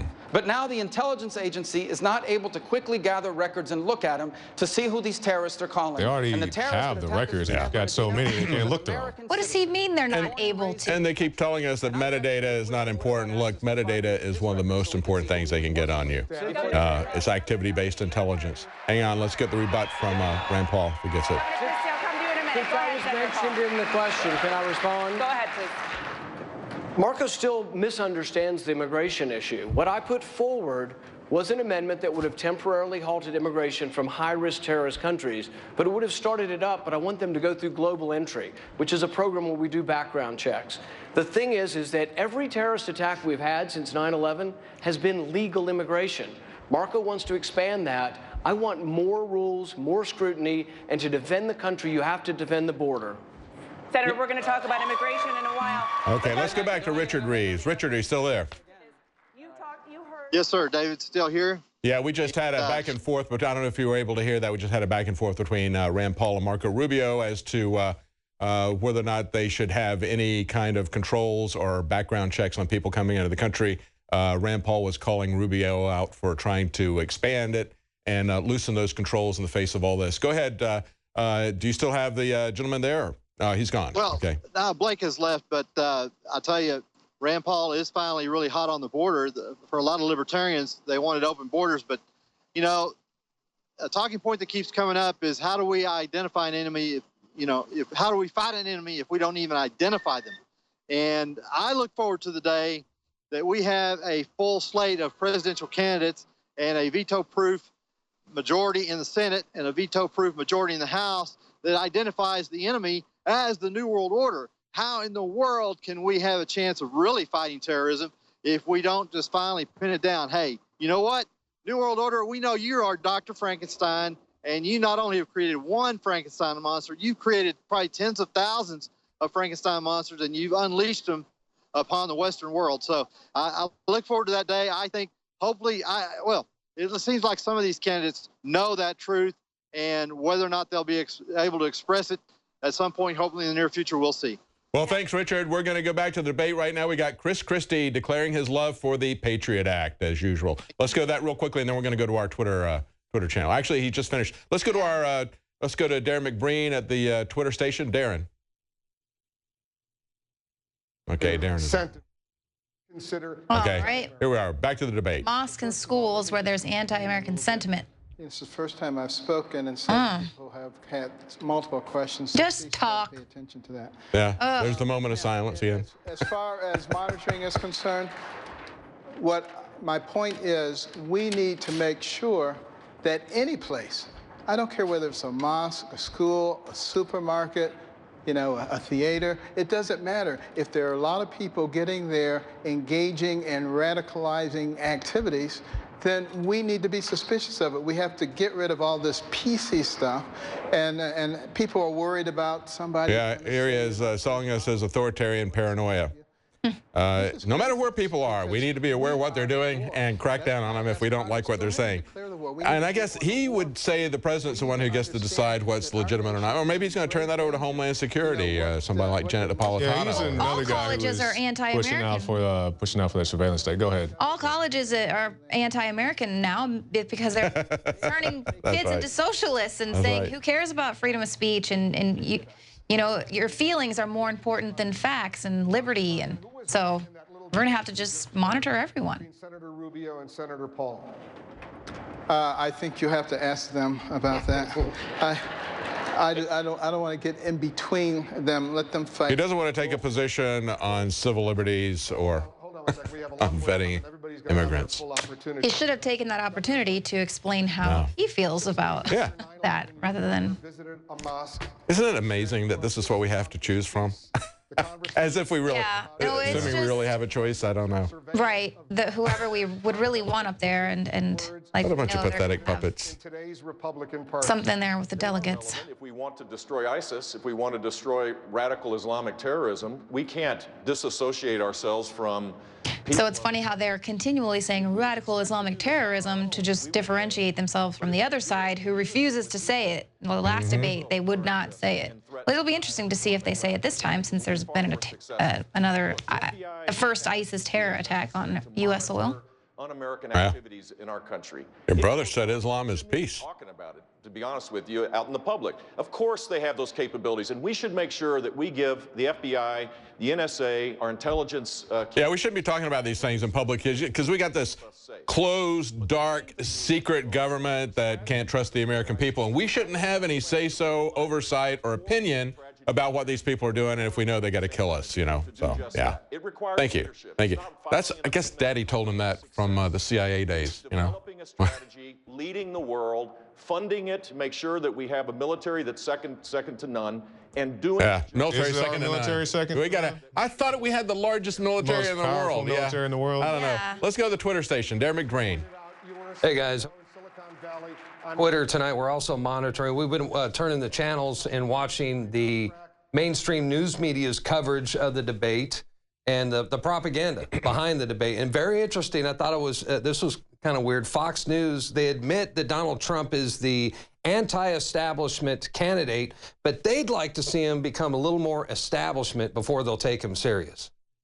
I mean, I swear to God. It was funny. I was watching the JV debate earlier, and Huckabee was on, and he had a really good plan for what we should do with the Syrian refugees.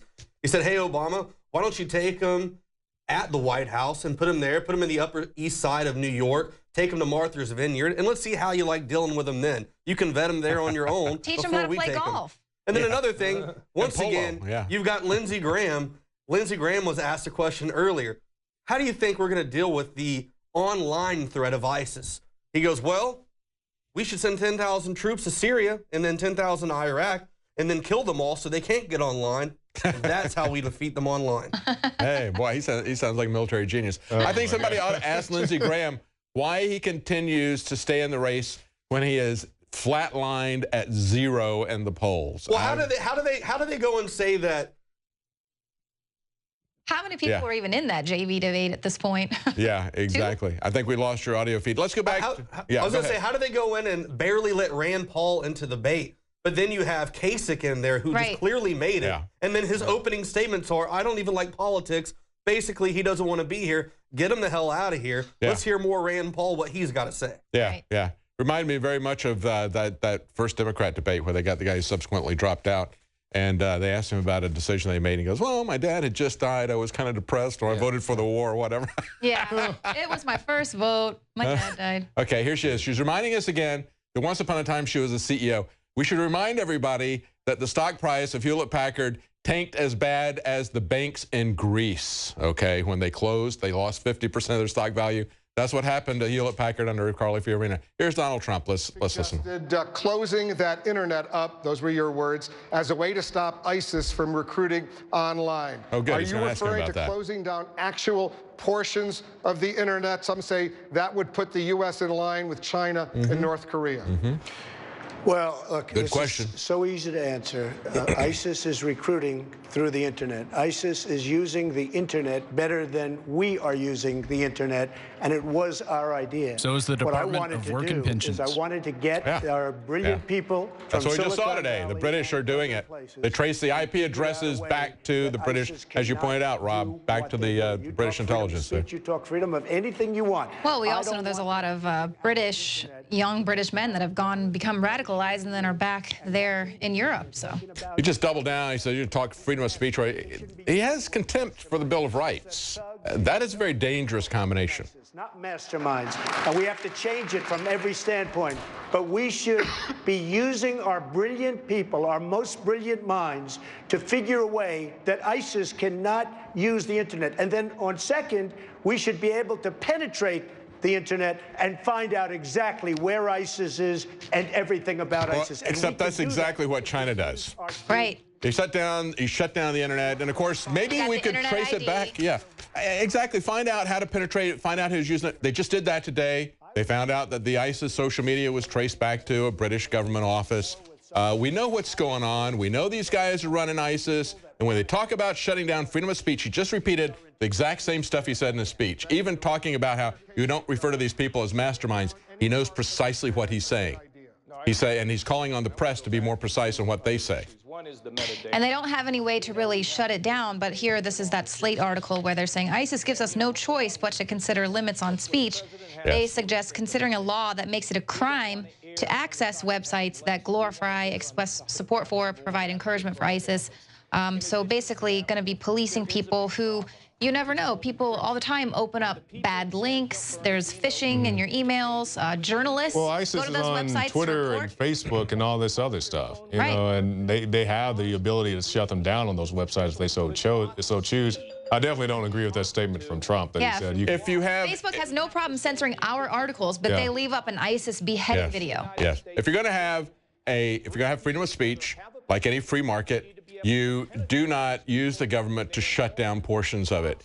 You use the free market to put your point across. And if we're going to take that tact, if we're going to say we're going to shut down this part of the internet over here, we're no different from China. And once you censor the internet, you have established the principle you will censor everything. Exactly. When a politician tells you that he's going to take away your freedom of speech, believe him, he's going to take it away. Right.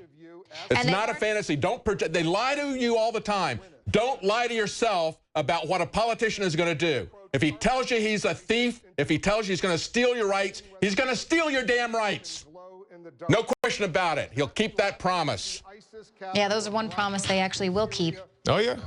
Like we said earlier on the Facebook mentions, a lot of times they'll come out here and tell you the truth. He just told you what the truth was, what he plans to do. And I agree with David on that one. I believe he means it. And we know, give them an inch, they'll take a mile. So you're absolutely right. And they've already let us know about a year or so ago, they pushed this internet ID, telling us how great it'll be because we can access our taxes and all our government data with our internet ID. That, of course, if other people can 3 strikes you're out, you can never access the internet again if they so choose. So yeah. Americans have adopted the mindset of slaves. They want to be protected. They want to be kept safe. They're nothing more than the, what was it, the Molloy, or what was the name of the pink little things in H.G. Wells' Time Machine? The Eloy and the Morlocks. Eloy, yeah, exactly. These are a bunch of Morlocks, and the American people are a bunch of Eloy, okay? They want to be kept safe. And you know what? When they talk about serving America, you're on the menu. Right. You're the food. Yep. Okay? It's their farm. They're going to take your freedom. We're the cattle. The Tsarnaev brothers. Stop acting like cattle. Public call to jihad, and the Obama administration didn't target it. Nidal Hassan communicated with Anwar al-Awlaki, a known radical cleric, asked about waging jihad against his fellow soldiers. The problem is, because of political correctness. No, it isn't because of political correctness, Ted. They did this before 9/11. This has been the game for the last 16 years. They have been using the threat of terrorism to increase the Patriot Act police state. They let this stuff go. They know about it, and they let it go. This has been the tactic they've been using for 15 years. It isn't going to be solved by getting Obama out of there. It's going to be solved by getting control of the NSA and the CIA. And you're going to have to do that from outside of Washington. And you have embedded special forces. Stop bowing down to the military-industrial complex. Okay. To level a city. The object is. I think we got Alex ready to comment. Alex Jones. That's right, guys. Watching your commentary on one television in my living room, and on the other, I've got CNN. You're doing a fabulous job. I guarantee you, if this was put on mainstream TV up against them, it would blow their ratings away. Just because it's real, teleprompter-free info. Nobody told you guys what to say today. Nobody told you what the talking point was. That it's the fall of Donald Trump, like mainstream media is saying, or national security is the issue. Watching Governor Kasich earlier, he says the FBI couldn't stop the attackers in San Bernardino 2 weeks ago because of encryption. No, the FBI knew specifically who they were, had 2 agents on them, and then a task force came down from the Justice Department. This is mainstream news last week, and ordered them to shut it down, and even investigated them criminally, basically, for civil rights violations. So they let him in with fake visa info. The wife, Malik, same story. And then he just sits there and lies to people. This guy is the type of Republican Democrat operative that's going to steal the election from Rand Paul, Ted Cruz, or Donald Trump with a brokered conference, brokered convention that we've been warning about, that our political correspondent out in Las Vegas, Richard Reeves, has been warning about. And he was bouncing off the walls 3 weeks ago about this, and then last week, and I said, fine, come on air, but he is so right. I mean, this just illustrates everything that we're talking about, and they distract us with, we're going to protect you, we're going to take your rights away. I don't care who it is up there. And Ted Cruz, the one big thing against him is he wants to attack Assad. But he says, don't be ISIS Air Force. Don't be Al-Qaeda's Air Force, when our government started this with that sovereign country. I mean, the people doing this bipartisanly are such incredible criminals. And it just absolutely, you know, sticks in my gut. It makes me nauseated to watch this unfold. So you see them really peacocking for the establishment. I want to bring Rex Jones in here, my son. He did have a shirt on earlier with the school he goes to, so I had to go take it off. Here he is. I'm going to get him over here. Yeah, it's amazing that we've seen all night talking about terrorism and ISIS, and again, it's that narrative as if they didn't have anything to do with it. Here's Rex Jones. A lot of folks know his reports. 10 minutes ago, he's watching TV in the living room, brought him back here in my office so that he could talk to folks. Rex, you've been watching only part of it. He wanted to wait till, let me unbutton you here, my son. He's got a top button there. Rex, tell folks out there, I don't even know what your view is going to be. I just drug you out of the living room. You've done some great reports. You write yourself at NoWorldOrder.com. Talk to the crew a few minutes and tell them your view of the situation. We'll also go back to some of the commentary and have you guys comment. Well, on the debate, I think that they have not been letting enough time with the people that actually want to talk about the issues. Like I would say Trump or Carson, I don't think that they've been covering them as much. And they've been covering people like Rubio and Kasich that want to actually cause problems if you look at what they're saying, and not fix what they are claiming what they're claiming they can. Is Trump still your guy?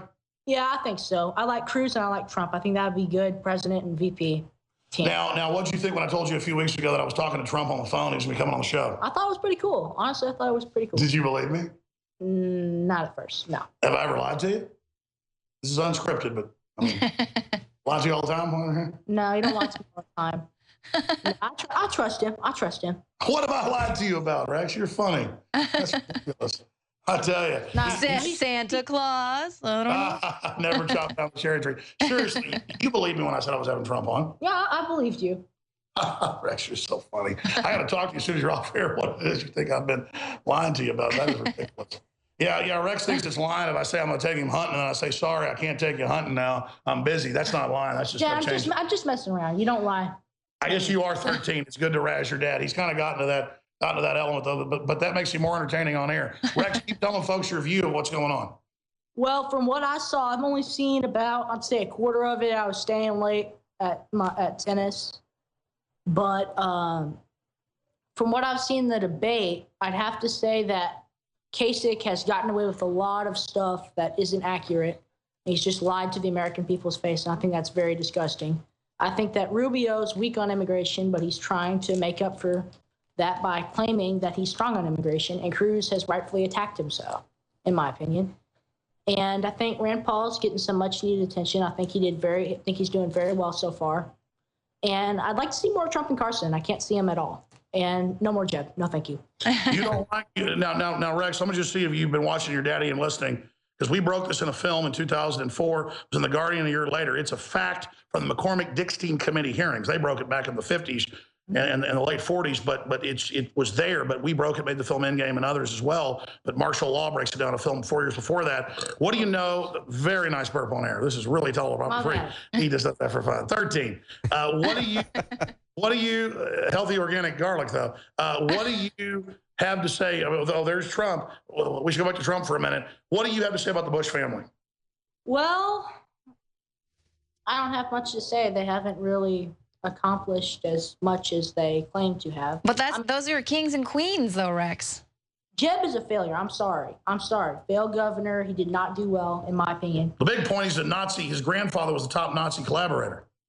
I'm not a big fan of Bush, to be perfectly honest. So he shouldn't pass the presidency back and forth between the Clintons and the Bushes like a crown? Rex, get back there and watch the debate. Great having you on with us.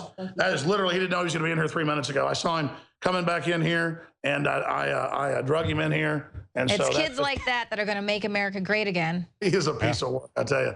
Loves teasing his dad on air. He did a great job. He's like, sorry. He's having fun.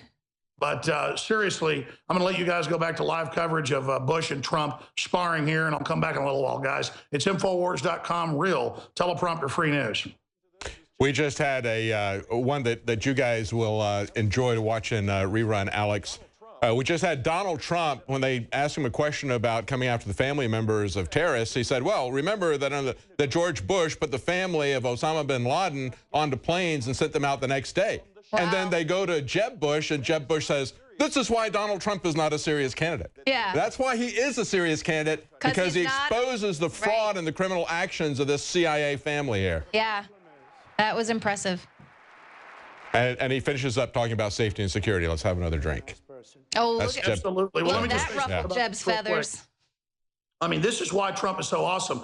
I mean, he really is awake to the New World Order, supposedly behind the scenes. I'll just say that and leave it at that. Inside baseball. That's what I mean. Who else would come back like that at the Bushes and the Clintons calling them criminals? And this the is Saudis. amazing. You guys go back to your live feeds. We've got to go back on the DVR, grab that and play that clip again. That is sensational. That's what we should write about, is that Trump brings out the fact that the Bushes protected the bin Ladens. Right, yeah, exactly. Because they wanted to go after him, saying, you know, you want to go after the families of these ISIS members, and he's absolutely right. Well, should we protect him like your brother did? Well, I mean, getting past arresting people's family members or going after him or whatever, and I'm not even endorsing that, is that Trump would come back with hardcore 9/11 truth, which is a fact. Exactly. All other aircraft are grounded. Everything else is shut down for 2 days. The bin Ladens are flying around, getting out of the country. Jakari, what is it like for you, from Oklahoma, a media guy, been here 3.5 years, doing a great job? What is it like for you to now have 500,000 people watching right now as you break down what's happening? Oh, you know, it's just seeing the operation grow. When I came, I mean, it's already pretty sizable when I came here, but, you know, just the studio that we're sitting in now, the type of coverage that we're doing right now that didn't happen 3 years ago with this many people, you know, with a growing crew and all that. So, you know, it's been quite an operation, quite a aspect to see this operation grow. Well, we love having you, brother, and we love having Leanne and David and all the rest of the crew. Let's get back to this live feed as these guys spar and let you guys go back to Mystery Science debate here in this final Republican debate 2015. Yeah, let's go back to this live back and forth between Jeb Bush and Donald Trump. Let's pick it up, audio. We need to deal with a no-fly zone in Syria, a safe zone. We need to focus on building a military that is second to none so that we can destroy Islamic terrorism. With Jeb's attitude, we will never be great again. That I can tell you. We will never be great again. All right, Hugh Hewitt at Democrats. Let me recap that for people who are listening to us. I was watching the subtitles here. Now, when Donald Trump comes back with that 9/11 truth about how, yeah, you tell us that the bin Laden family took down the 3 buildings with 2 planes, and then you put their family on a plane the next day out. Jeb comes back and says you're not serious about that. Then Donald Trump comes back and he says, look, Jeb says that these people coming across the border is an act of love. He's saying the same thing about radical Islam coming across the border now, that it's an act of love. You see, we don't have rights in America. Only the people who are outside of this country have a right. The only right that anybody has is to come live in America, presumably to live off of us. If that's what they choose, they can come live off of us. They can come create war in our country. That's their right. But people in America don't have rights, and we're not going to be safe if we take that kind of attitude. Let's go back to the debate. Ben Carson. Like me very much at that point. Could you really do that? I mean, Obama does it every day. Yeah. Can you be as good a killer? ISIS. Can you be as good a killer as Obama? Because Obama has bragged that he's really good at killing people. He said that about his drone strikes. I'm really good at killing people. To be able to look at the big picture and understand that it's actually merciful if you go ahead and finish the job rather than it's a mercy killing. Death by 1,000 pricks. So you are okay with the deaths of thousands of innocent children? Our disposition matrix is actually an act of mercy. You got it. You got it. Oh my. That is what war. Carson, this is your opportunity to point out how Obama has been doing this notoriously, killing children, bombing weddings, funerals. But tough, resolute, understanding what the problems are. Looking the other way when Israel does that with Gaza there, and 1,500 kids are killed. Of this country, and to do what is necessary in order to get it done. Senator Paul, you said ISIS grew stronger because of the hawks in your party. Do you really think that Republicans have fueled the rise of ISIS? Yeah, where's she been? Who is she? The allies of ISIS, the Islamic rebels against Assad, that we created a safe space or made that space bigger for ISIS to grow. I think those who have wanted regime change have made a mistake. When we toppled Gaddafi in Libya, I think that was a mistake. I think ISIS grew stronger. We have a failed state, and we are more at risk. I'd like to also go back to, though, another question, which is Donald Trump a serious candidate? The reason I ask this is if you're going to close the internet, realize, America, what that entails. That entails getting rid of the First Amendment, okay? It's no small feat. If you are going to kill the families of terrorists, realize that there's something called the Geneva Convention we're going to have to pull out of. It would defy every norm that is America. So good. When you ask now they're going to have a debate on free speech. This is going to be good because they'll give Trump a chance to come back and explain himself. Are you going to change the Constitution? Mr. Trump. So they can kill us, but we can't kill them. That's what you're saying. And as far as the you internet can't kill the Bill of Rights. I'm not talking about closing the internet. I'm talking about parts of Syria, parts of Iraq, where ISIS is, spotting it. Now, you could close it. What I like even better than that is getting our smartest how the and internet getting works. our Yeah, best how are you just going to go over and tell Assad to shut down the internet? I don't think that's going to work. ISIS is coming out of Langley and London. I like that better. It's like how China is able to block Google and Amazon from being able to do business in their country. And they also shut down every other type of information that comes into their people. Infiltrating their conversations? I don't think so. I don't think so. Senator Paul. See, and this is where this is going, because people are so afraid of terrorism that they are now willing to give up their freedoms. And you have people sitting at home who are going, well, they're terrorists. Well, we're not talking about infiltrating their conversations. FISA was supposed to do precisely that and not infiltrate the conversations of Americans. It's fine to infiltrate their conversations. He's talking about shutting down the internet. Saudi Arabia and Qatar into the war against Assad. By pushing Assad back, we did create a safe space. We had people coming to our Foreign Relations Committee and saying, oh, we need to arm the allies of al-Qaeda. They are still saying this. It is a crazy notion. This is the biggest debate we should be having tonight. Yes. Is regime change a good idea? Has it been a good idea? Yes. There are still people, the majority. And what are we doing with stage, ISIS? Yeah, what has happened when you... Somebody clue her in. Who is she? I don't even know who she is. I know Hugh Hewitt is. Oh, Dana Loesch? Dana Bash. Yeah. I think she won a Skeksis one year. Let me just suggest to everybody, and I hear last February, I said we needed to have people on the ground in a coalition with Europe and our allies. Let's go to Biggs and the Twitter station. Joe Biggs. Well, I think it's interesting. We have a president that says that we shouldn't blame all Islam on a few bad apples out there that go out and conduct these, terrorist acts and massacre people, that we should learn to be more tolerant.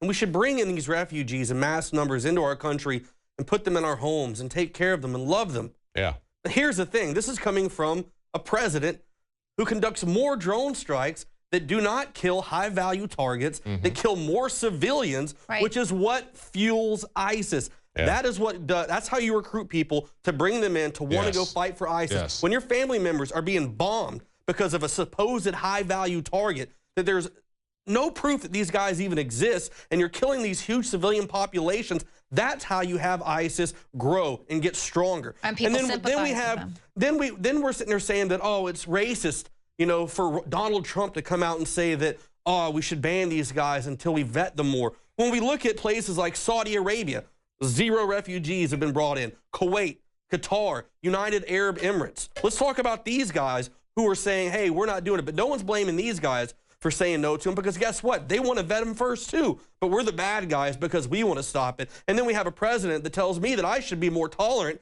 of radical Islamization, whatever you want to call it.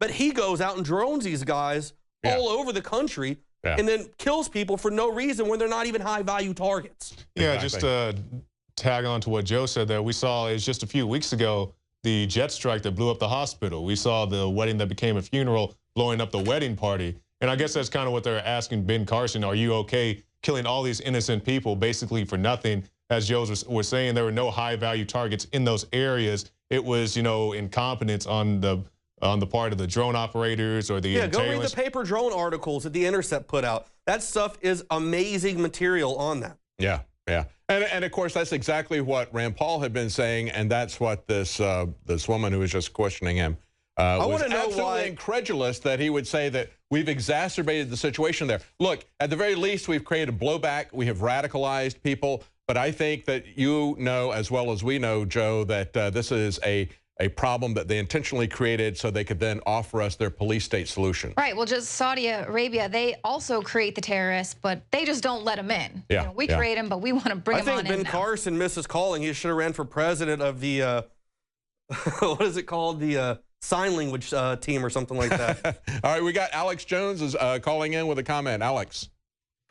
That's right.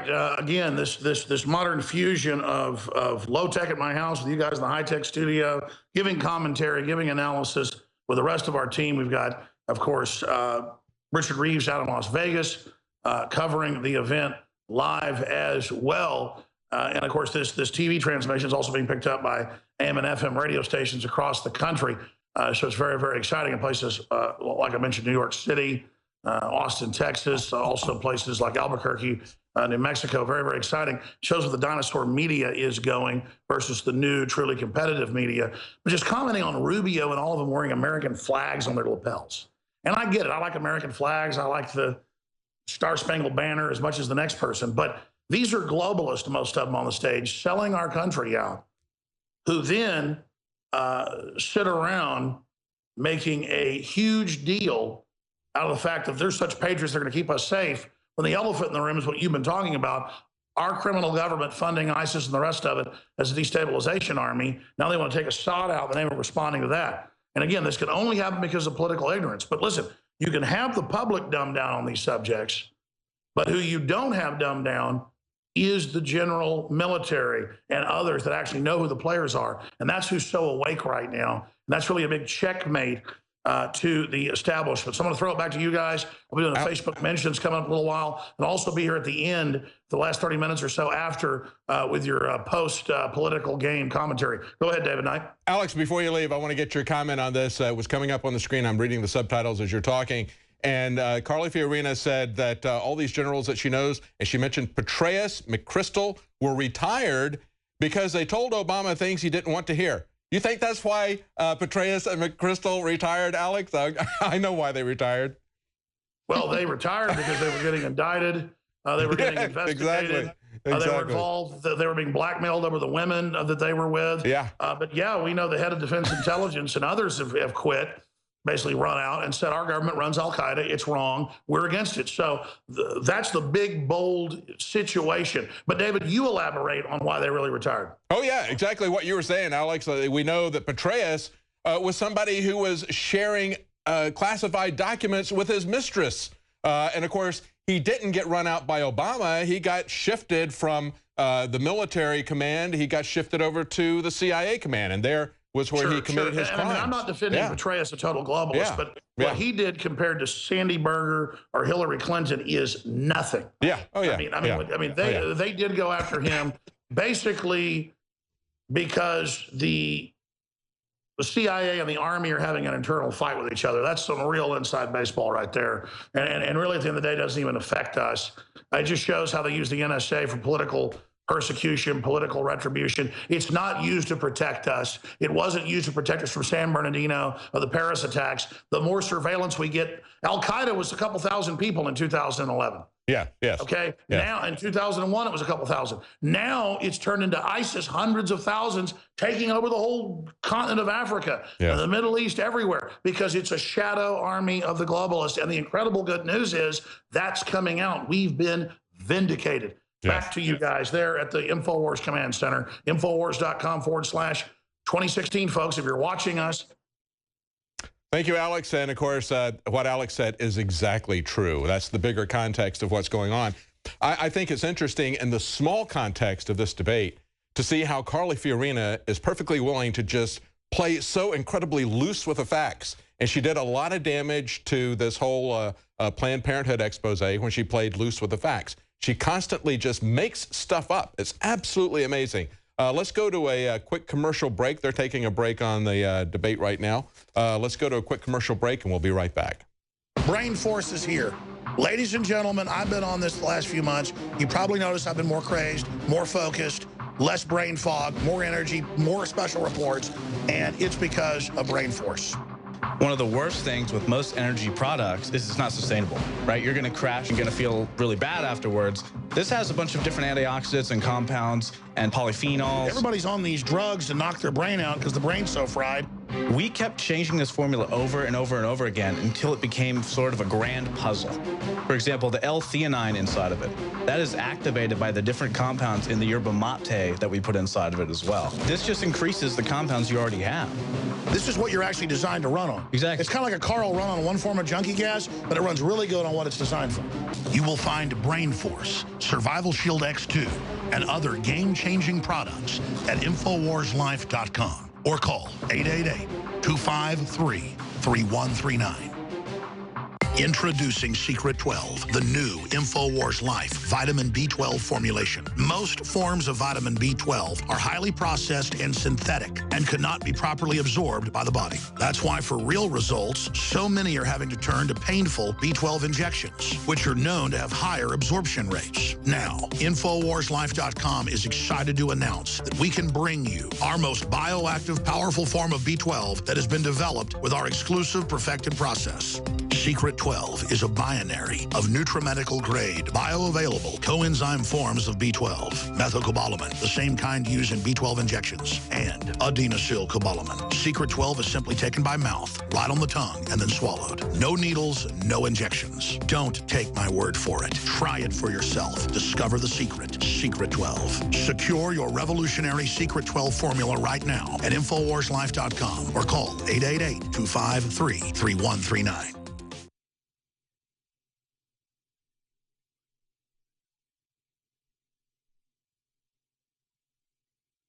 You are watching the InfoWars Nightly News, which airs 7 p.m. Central at InfoWarsNews.com. And your support is helping us defend liberty worldwide.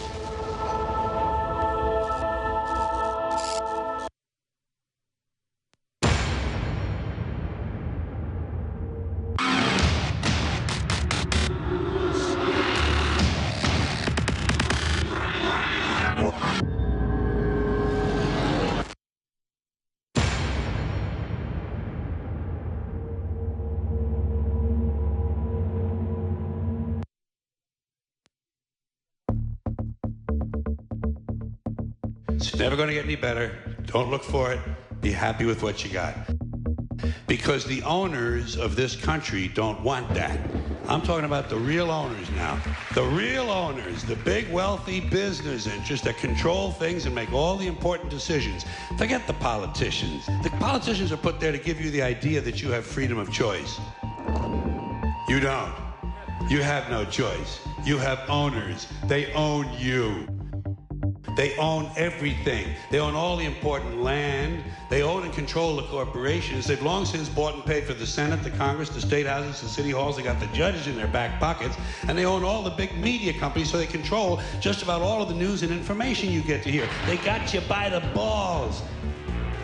They want obedient workers. Obedient workers. People who are just smart enough to run the machines and do the paperwork and just dumb enough to passively accept jobs with the lower pay, the longer hours, the reduced benefits, the end of overtime, and the vanishing pension that disappears the minute you go to collect it. And now they're coming for your Social Security money so they can give it to their criminal friends on Wall Street. It's a big club, and you ain't in it. You and I are not in the big club. The owners of this country know the truth. It's called the American dream because you have to be asleep to believe it. But I'll tell you what they don't want. They don't want a population of citizens capable of critical thinking. They don't want well-informed, well-educated people capable of critical thinking. They're not interested in that. That doesn't help them. That's against their interest. That's right.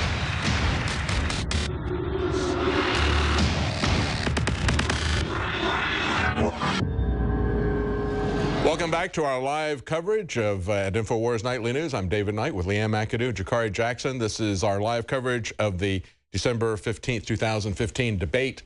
Right now, as they're talking during this commercial break, they came back and they asked Ted Cruz the question, would you support keeping dictators in place rather than promoting democracy? And of course, as strange as that question sounds, what they're trying to do is come after him for criticizing the removal of Gaddafi. Because what did we get?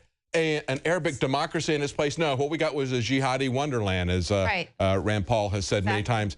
And Ted Cruz defended that, I thought, very well. He also came back and said that removing Assad would be just as foolhardy because we're going to wind up with exactly the same kind of chaos. But chaos is the goal and the intention of American foreign policy. If you don't understand that, you haven't been paying attention. You have been listening to General Wesley Clark talking about his planned progression of chaos throughout the Middle East. It suits their purpose. It suits their purpose to have chaos in America. That's why they're opening the borders. That's why they intend to bring people into this country who have not been vetted from these war zones where they have created all kinds of chaos, quite frankly. Let's go back to the debate right now. We've got Marco Rubio asking if he has any regret supporting Obama's intervention in Libya. Dictators like Assad who help Hezbollah, who help I can show you what we did in Libya too, real quick. There it is, before and after. Yeah, there we go. Before and after in Libya. We promoted democracy. That's great. That's our after democracy. Yeah. It's actively getting involved. That's the weekend we saw we died. They died. Foreign policy put in effect. Yeah. They died, and then they ship them into Europe and don't promote democracy there. They allow them to continue with their Sharia courts. So that's such a backwards question. There he's talking about. Now, this is a good point. He's saying the moderate rebels don't exist, and that's true. Prime Minister Netanyahu is so let's not get involved in Syria. In that fight, because Assad is a puppet of Iran, a Shia radical Islamic terrorist, but at the same time, Prime Minister Netanyahu doesn't want to see Syria governed by ISIS, and we need to focus on American interests, not on global. Thank you. Let's not start. Don't talk about that. Okay. I don't understand this thing about Assad. He has to go. Assad is He's got to go. For Assad. Why? It's just the way you're going about it. And what's your plan for putting someone in his place? Here's the deal, okay? We know you've already got him picked out. We got Saudi Arabia is invading and bombing Yemen, okay? Nobody is calling for the Saudi princes and saying that they have to go. Assad he wasn't invading anybody. We created this problem with our surrogates there. Why does he have to go, Kasich? Put together a Absolutely coalition insane. inside of Syria to stabilize that country. Oh yeah, like we stabilized Iraq and Afghanistan. Yeah, we've heard this about a coalition to stabilize these countries after we bomb them to hell. Yeah. Dictators running the world in the Middle East. In my opinion. Go ahead, Mr. Trump. What was that? In my opinion, we spent $4 trillion trying to topple various people that, frankly, if they were there and if we could have spent that $4 trillion in the United States to fix our roads, our bridges, and all of the other problems, our airports, and all of the other problems we have, we would have been a lot better off. I can tell you that right now. We have done a tremendous all their disservice. Kids and their not brides only to the Middle East, we've done a tremendous disservice to humanity. The people that have been killed, the people that have been wiped away, and for what? It's not like we had victory. It's a mess. The Middle East is totally destabilized, a total and complete mess. I wish we had the $4 trillion or $5 trillion. I wish it was spent right here in the United States on our schools, hospitals, roads, airports, and everything else that are all falling apart. I didn't agree with everything he said tonight, but that was a pretty good answer. That was a great answer, and it actually even got some applause from the Republicans, the hand-picked Republicans they've got. I know. Presidential candidate. But let's just start with who got it wrong. Who really got it wrong? Hillary Clinton has gotten every foreign policy challenge wrong. The gimmicky red reset button with Vladimir Putin. Recall that she called Again, this partisan hack cannot admit that George Bush got it wrong, okay? Donald Trump was talking about George Bush's policies as much as he was talking about Hillary and Obama. Recall that Hillary Clinton was all for toppling Muammar Gaddafi, then didn't listen to her own people on the ground. And of course, when she lied about the terrorist attack in Benghazi, she invited more terrorist attacks. Thank you. Mr. Trump. Well, there's nothing to respond to. People feel differently. I mean, the fact is Benghazi was a disaster because of Libya. Everything just fell into place. It could not have been worse. What do we have now? We have nothing. We've spent $3 trillion and probably much more. They have no idea what we spent. Thousands and thousands of lives. We have nothing. Wounded warriors all over the place who I love. We have nothing for it. And by the way, and Ben said, and correctly, and I'm not saying this is a knock, this is one of the finest men. You're not going to find a finer man. But I've been talking about oil for 3 years. I've been saying, take the oil, take the oil. I didn't say just bomb it. I said take it and use it and distribute it so that the wounded warriors and people. But I've been saying this now for many years. Now, all of a sudden, everybo's saying take the oil. It wasn't so fashionable. Obama just came out like last week and said, we've taken the oil. We bombed it. Like, oh. The only thing that Donald Trump got wrong about that is, yeah, we've spent $3 or $4 trillion. We've got absolutely nothing for it, except for the people running the military-industrial complex. Except for the oil companies, okay? The American people got nothing for it. But the people who foment these wars, the people who run the Democrats and Republicans. That's right. Keep it loose. Yeah. Yeah, they're the ones who yeah, they destabilize Iraq, destroy it, and then send their cronies in to go rebuild it. The fact of the matter is the Middle East has been in turmoil for thousands of years. For us to think that we're going to go in there and fix that with a couple of little bombs and a few little declarations is relatively foolish. Governor Bush, Governor Bush. Look, I think we're focusing on hold on, Governor Bush, here's the question. You said getting rid of Saddam Hussein, in your words, was a pretty good deal. In light of what has happened in Iraq, do you still feel that way? I do, and I think the lessons learned are that we have to have a strategy to get in and a strategy to get out, which means Are you saying that your brother didn't have a strategy? This president, and this is what the focus ought to be. It's not the differences Mission between accomplished. That was our strategy to get out. Obama does not believe Americans' leadership in the world is a force for good. He does not believe that our strength is a place where security can take place. He leads from behind. He creates an environment that now we're creating the most unstable situation we've had since the World War II era. The focus ought to be on the simple fact that Hillary Clinton wants to double down on a failed foreign policy, and we need to be united to defeat that. Because we're going to be in a place so that is far less secure than it is today. He thinks that his brother's foreign policy was a success, not a failure. So he's going to double down on his brother's successful foreign policy. Yeah. Right. And his dad's foreign policy before that was this time we're going to go all the way. Whether or not regime change is a good idea or a bad idea. I don't think because I think the regime change was a bad idea, it means that Hussein was necessarily a good idea. There's often variations of evil on both sides of the war. What we have to decide is whether or not regime change is a good idea. It's what the neoconservatives have wanted. It's what the vast majority of those on the stage want. They still want regime change. They want it in Syria. They wanted it in Iraq. They wanted it in Libya. It has not worked. Out of regime change, you get chaos. From the chaos, you've seen repeatedly the rise of radical Islam. So we get this profession of, oh my goodness, they want to do something about terrorism, and yet they're the problem because they allow terrorism to arise out of that chaos. Thank you, Senator. Go ahead. Wolf, the question of whether we should be toppling dictatorships is asking the wrong question. We should be defeating our enemies. So the problem with defeating... Senator, we're going to get to you. Wait your turn. We have 2 hours debate. We'll have plenty of time. Let Hugh ask his question. Well, but let me explain. The focus should be on defeating our enemies. So, for example, Senator, the regime you'll have plenty of opportunity. is Iran, because Iran has declared war on us. But we shouldn't be toppling regimes that are fighting radical Islamic terrorists and that are helping. These are the rules all of you agree to. Hugh, go ahead with your question. Mr. Trump, yes, we are talking about the most important thing. That's why it's heated. And it's, you're okay with Mr. Assad staying in power, but you're also in favor of winning. If he stays in power, Iran is winning. Hezbollah is winning.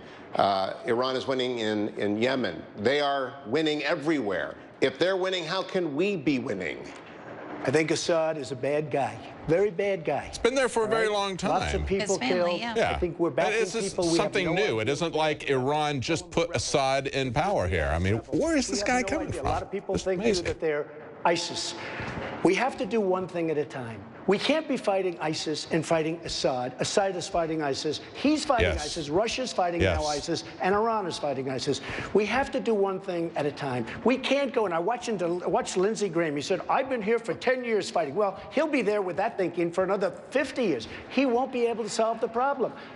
We have to get rid of ISIS first.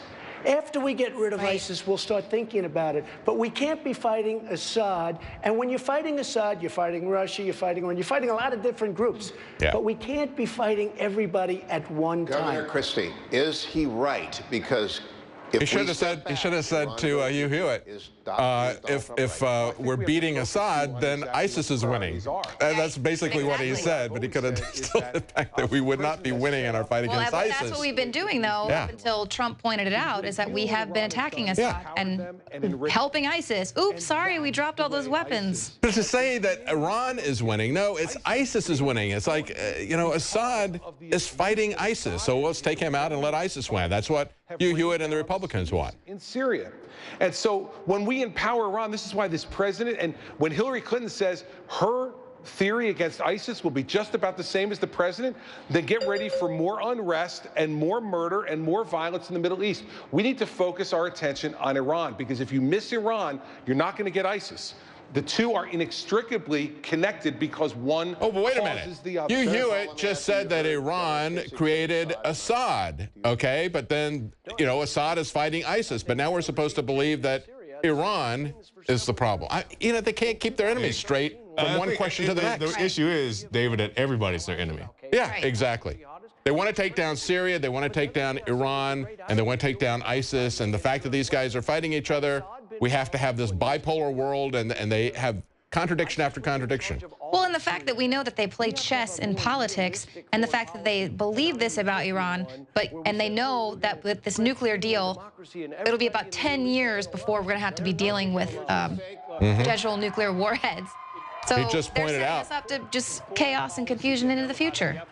Rand Paul just pointed out, if we had bombed ISIS 2 years ago now, or Assad 2 years ago, then ISIS would be in charge now. Right. And they just like they I can't believe they let. in charge of Iraq. Can't believe Hugh Hewitt is pushing this as, you know, and Chris Christie. We got to get Iran. Yeah. To get ISIS, Someone should because make a note of that with they can't make up their mind whether ISIS is allied with Iran or whether ISIS is aligned with Assad. It doesn't work. It needs to break up into three parts. Clue. And finally, in bunch regard of to Syria, murderers. understand that Assad is an ally of Iran who wants to extend that Shia radicalism all the way across the Middle East. He has to go. And for the Russians, why doesn't frankly, Saudi Arabia have to go? They want the same thing. I think we should have a show of hands from all the Republicans. Who says Assad equals Iran and who says Assad equals ISIS?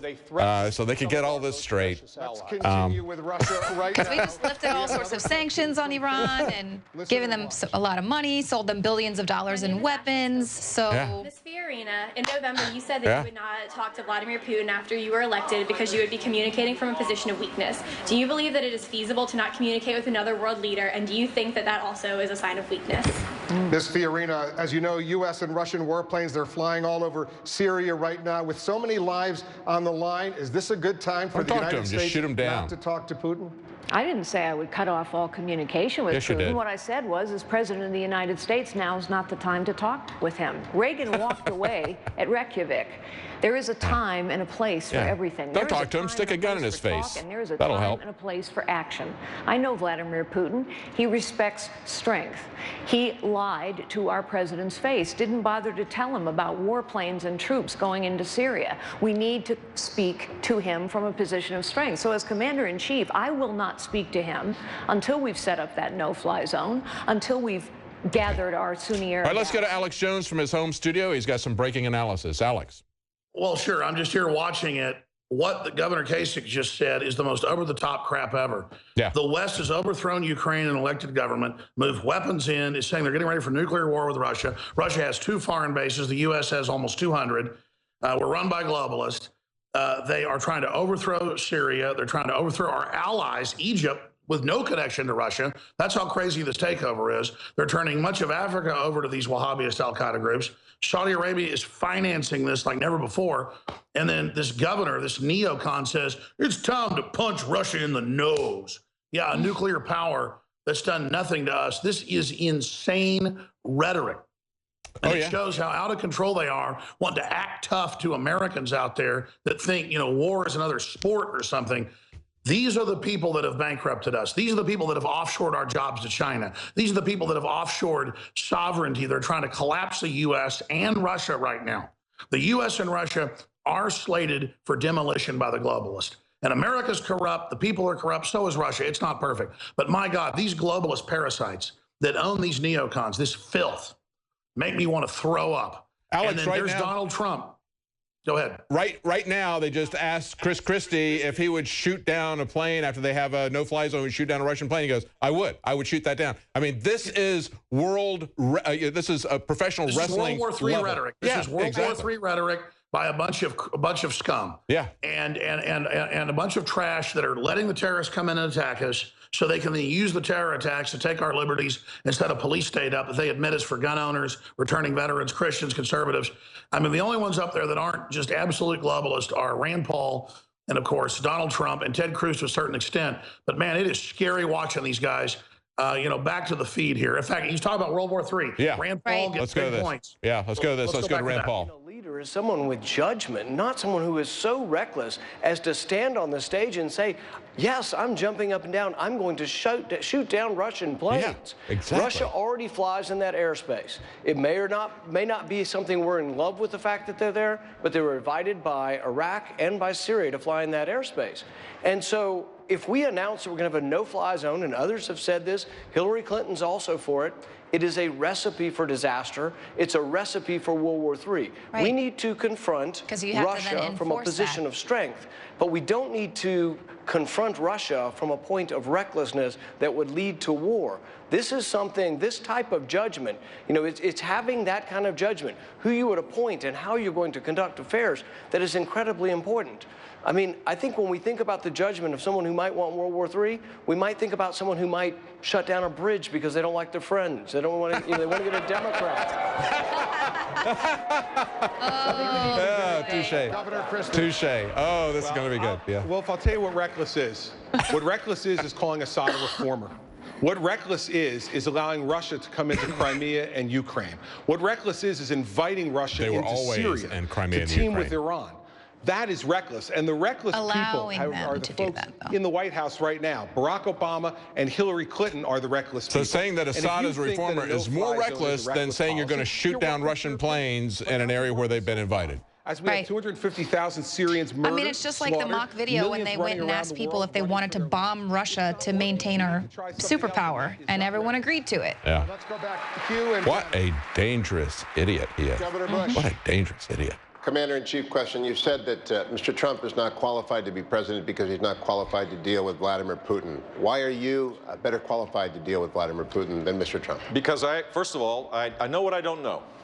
I know what I don't know. I would seek out, as I have, the best advice that exists. I won't get my information from the shows. I don't know if that's Saturday morning or Sunday morning. I don't know which one. I will seek out the best advice, and I will create a strategy, and I will persuade the American people. Let's hope he doesn't ask his brother. What the role of America should be. I've or his dad. A policy of rebuilding our military. All of the talk that we're saying here, most of which I agree on, frankly, requires a much stronger military. We now have a lack of readiness that is quite scary. We have planes that were eviscerated. It's so weak. It's just little, little Girl Scouts out there. Disappeared. The Navy has been gutted and decimated. The Navy was gutted because they spend hundreds of millions of dollars on a new ship that can't get more than 40 miles away from shore before it breaks down on its maiden voyage. I mean, that's the problem with the military, not that it's too small, that it's being run by the military-industrial complex and a bunch of crony capitalists, and it's gotten so corrupt. Well, now, isn't that why they didn't allow the government to be shut down this last time? Because they tried to take some funding away from the military? And so they were like, okay, go ahead. We'll give you the first term, Democrats. Just don't take that money away. Governor Bush. That's what he has to say. By starting off virtually all of the questions, Mr. Trump this, I think it's very sad. And frankly, I think it's very sad. And frankly, I watched the first debate, and the first long number of questions were, Mr. Trump said this, Mr. Trump said that, Mr. Trump. These poor guys, although I must tell you, Santorum, good guy. Governor Huckabee, good guy. They were very nice, and I respect them greatly. But I thought it was very unfair that virtually the entire early portion of the debate was Trump this, Trump that. in order to get ratings, But Mr. Trump, it's not in order CNN. to get ratings, Mr. Trump, I was on CNN last night watching. Excuse me. I think it's very unprofessional. But it wasn't CNN. It was me. I watched you last night for 16 minutes. I think it's very not CNN. It's not CNN. It's America's watching you. Okay, fine. It's America's watching. So I was mentioned, so I can bring up something, I think, right? Look, the simple fact is, if you think this is tough and you're not being treated This fairly, isn't tough. imagine what it's going to be like dealing with Putin or dealing with President Xi. Oh, he heard that from Obama, didn't he? Oh, Yeah. This is no, they're talking about having a real debate, not whether you can take it. You're a tough guy. You're never going to be president of the United States by insulting your way to the presidency. Let's see, I'm at 42 and you're at 3, so far I'm doing better. Doesn't matter. So far I'm doing better. He's going to steal the election. He's like, it doesn't matter. My handlers have been planted. I've already got the votes in the back room, Yeah, that's why he's got that simpering idiot look on his face. More and more what my daughter said that I said in the beginning.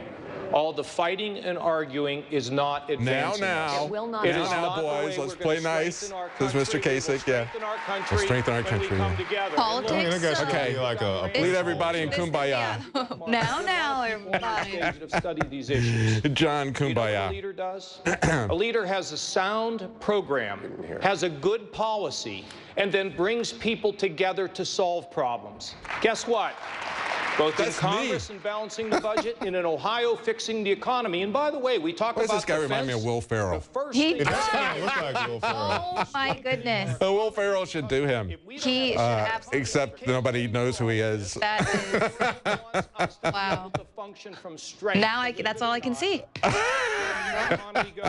It's like Will Ferrell's impersonation of George Bush. We can fix this, ladies and gentlemen. We don't have to fight all the time. It can be done, and we will be great when we join together. Thank you, Dr. Carson, Commander-in-Chief question again. You've been the head of neurosurgery for a big hospital. You're on a lot of boards of a lot of companies. You've traveled the world. You're going traveling again next week.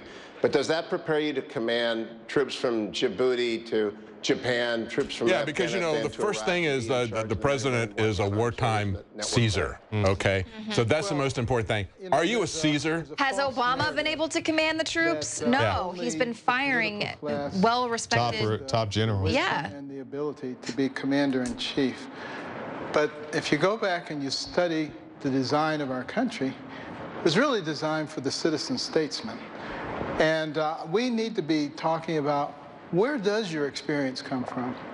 And I've had a lot of experience. Well, you used to say, the problem is that, none of these guys are really qualified to run an empire. National scholarship program. And we don't need an empire. Right. We need to go back to a democratic republic that's based on the Constitution. But as long as we got an empire, you know what? None of these guys are up to running it. And neither is Hugh Hewitt. About a person than how much they talk. And then some people say you're weak because, you're not loud and you're not boisterous and you're not rude.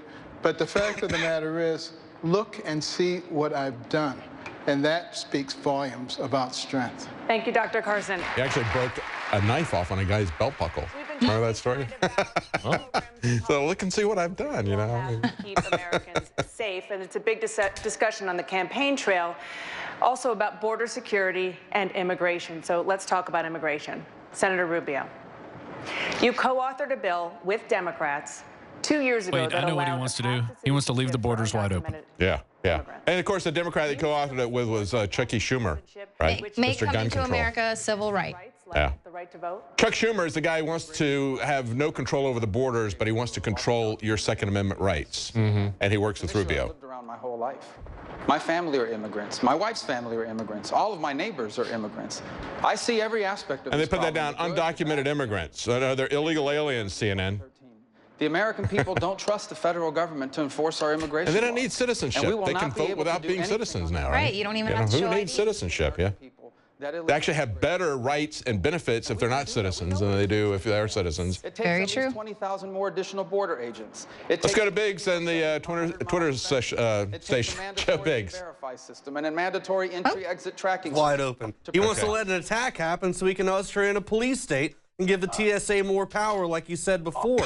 He's come out time and time again saying that there's not enough security at airports. So that's what he wants. He wants an attack on American soil so he can usher that in. That's exactly what he wants. He's all about it.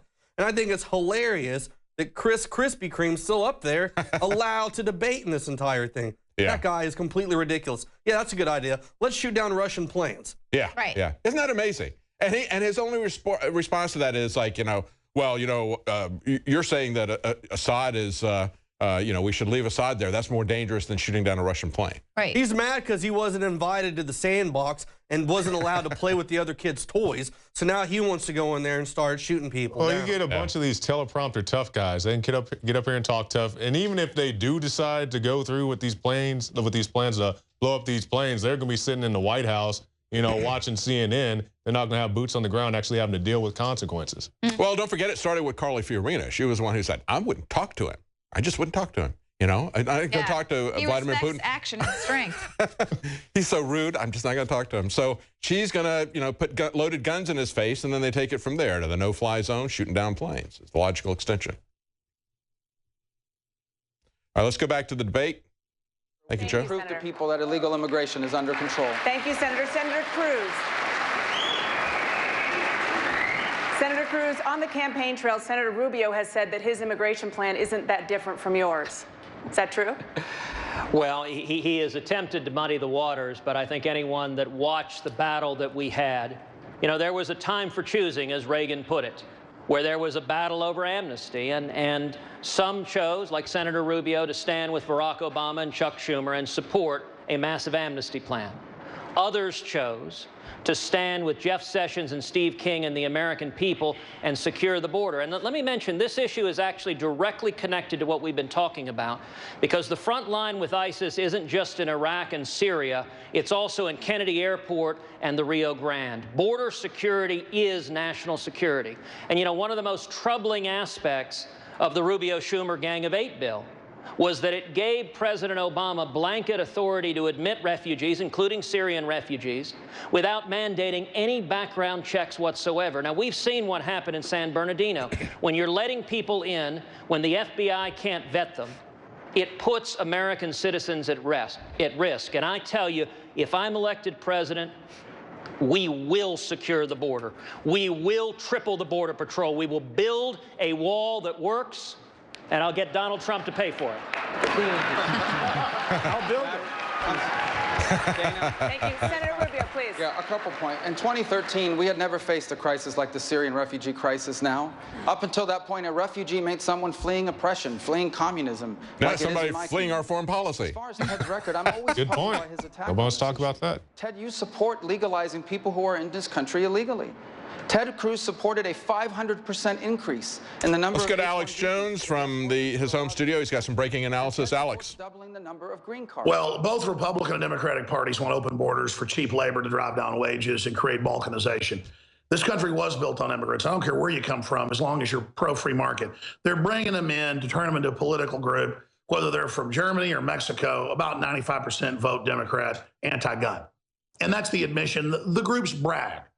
I mean, they got all these La Raza guys, like the deputy mayor in Austin, saying, yeah, we're going to get the votes to take your guns. Yes, we will confiscate. So let's just be honest about the plan here and what's going on. Bringing in more people now drives down our wages. NAFTA, GATT, WTO, the TPP is written by the globalist as a screw job. So I'm for real free trade. If we didn't have welfare, I'd say just have open borders other than security checks. But you can't then have open borders and ship the illegals in and ship the terrorists in and then take my rights at the airport, try to grab my genitals or my daughter's genitals or my son's genitals, or to look under my hat because Al-Qaeda might be hiding under it. Then Wahhabis walk right through with their headdresses on, their burqas, and then tell us we're going to accept their culture, and then they're not even searched. So this is political correctness, the suspension of common sense. I'm going to throw it back to you guys to finish up the debate. No, it's about to end in a few minutes. You'll have at least 30 minutes of live breakdown, teleprompter-free analysis. This is InfoWars, the house that patriots from all political spectrums who love freedom built. And I want to salute everyone for helping build the InfoWars News Center. I want to invite you all to continue to help spread the word about NoWorldOrder.com and the video feeds, the podcast, and more. Turn it back over to David Knight and, of course, the rest of the great crew there at the InfoWars News Center in Austin, Texas. Thank you, Alex. And, of course, they're going back and forth about, again, immigration. The only two topics of the night really have been ISIS and open borders. And as Alex is pointing out, it really is about selecting the voters. They have used, one of the games that they use in elections has always been gerrymandering, where they go down and select the voters to create a Democrat or Republican district. Now they can't do that enough, so they're going to bring in voting blocks from outside the country. But of course, they also want chaos in this country. That's what this massive importation of people from Syria is about. Let's go back to the debate. You like to say that you restarted this conversation in the campaign. I think I did. So who do you side with? Who do you side with in this? Senator Rubio or Senator Cruz? I have a very hard-line position. We have a country or we don't have a country. People that have come into our country illegally, they have to go. They have to come back in through a legal process. I want a strong border. I do want a wall. Walls do work. You just have to speak to the folks in Israel. Walls work if they're properly constructed. I know how to build. Believe me, I know how to build. But I feel a very, very strong bind, and really I'm bound to this country. We either have a border or we don't. People can come into the country. We welcome people to come in, but they have to come in legally. Thank you. It's Governor Bush, listening to this, do you think this is the tone, this immigration debate, that Republicans need to take to win back Hispanics into your party, especially states like where we are in Nevada, that has a pretty the fact that we can't vet them and. No, it isn't, but it's an important subject to talk about for sure, and I think people have good ideas on this. Clearly, we need to secure the border. Coming here legally needs to be a lot easier than coming here illegally. If you don't have that, you don't have the rule of law. We now have a national security consideration, public health issues. We have an epidemic of heroin overdoses in all places in this country. Yeah, but that's because of prohibition. It isn't because of the borders, okay? We have to secure the border. Because of the war on drugs for 44 years. And yeah, we do need more fencing, and we do need to use technology, and we do need more border control, and we need to have better cooperation, by the way, with local law enforcement. There are 800,000 cops on the beat. They ought to be trained to be the eyes and ears for law enforcement, for the threat against terror as well as for immigration. And we need them under federal control, don't we, Jeb? That's pretty much what he's leaning to. Right. Yeah, we'll start winning votes again. The real problem isn't anybody on this stage. The real problem is Barack Obama has had 6 years to advocate a position to fix this, and he's done nothing. The Congress has funded these programs of building more fencing and doing all this, and he hasn't done it. He wants to maintain it as a wedge issue, and so does Hillary Clinton. Republicans Congress hasn't done anything about this. They could have stopped the funding. Dr. Carson. They could have shut down the executive orders. They have absolutely been AWOL on this. And you deemed it, in your words, really well, they handed over all of their power. Didn't want to come to the United States. Do you think these camps are a long-term solution to the problem of Syrian refugees? No, long-term solution is to not create the war that we did. To talk to the Syrians themselves, and I asked them, what do you want? What is your supreme desire? Their supreme desire was to be settled back in their own country. I said, what can Americans and other countries do? They said, support the efforts of those who are trying to provide safety for us, including the Jordanians. Of course, they had a brand new hospital, for instance, that was unstaffed because there wasn't enough money to do it. But here's what's really neat. If you go into Hasakah province in northeastern Syria, that's an area that's as big as Lebanon. It's controlled by the Kurds, the Christians, and the moderate Sunnis. And there are airstrips and hotels. You could settle a lot of people there. All we would have to do is be willing to provide them with some weaponry, some defensive weaponry. And we seem to be afraid to give the Kurds weaponry. We like to send it for some strange reason through Baghdad. Yeah, I'm a little hesitant to give any country a bunch of arms. And if we would support them, we have a perfect ideal there. We don't need to set this up as we either take a bunch of refugees who will be infiltrated with terrorists. I guarantee you, for them not to be, would to be terrorist malpractice. And Ben's discovered some moderate rebels that we should arm. That sounds new. Haven't tried that, have we? You oppose letting in Syrian refugees at this time into the United States. The U.S. has already accepted 2,000 Syrian refugees, including 13 living here in Las Vegas right now. Would you send them back? What would you do with these people? You know, I think we need to set the record straight on this, because I think Marco misspoke about the bill. On the Gang of 8 bill, there was no provisions really for extra scrutiny or safety for refugees. At the time the bill came up, 2 Iraqi refugees came to my hometown, Bowling Green, Kentucky. Their fingerprints were on a bomb from Iraq. They were in the database, but we didn't pick them up. We relocated them here, put them in government housing, got them on food stamps, and we began providing for them, but we didn't have adequate security. On the Gang of 8 bill, on Marco's bill, we had an opportunity. There was a conservative consensus for an amendment I put forward called Trust But Verify that would have strengthened border security on both refugees, students, and those coming here.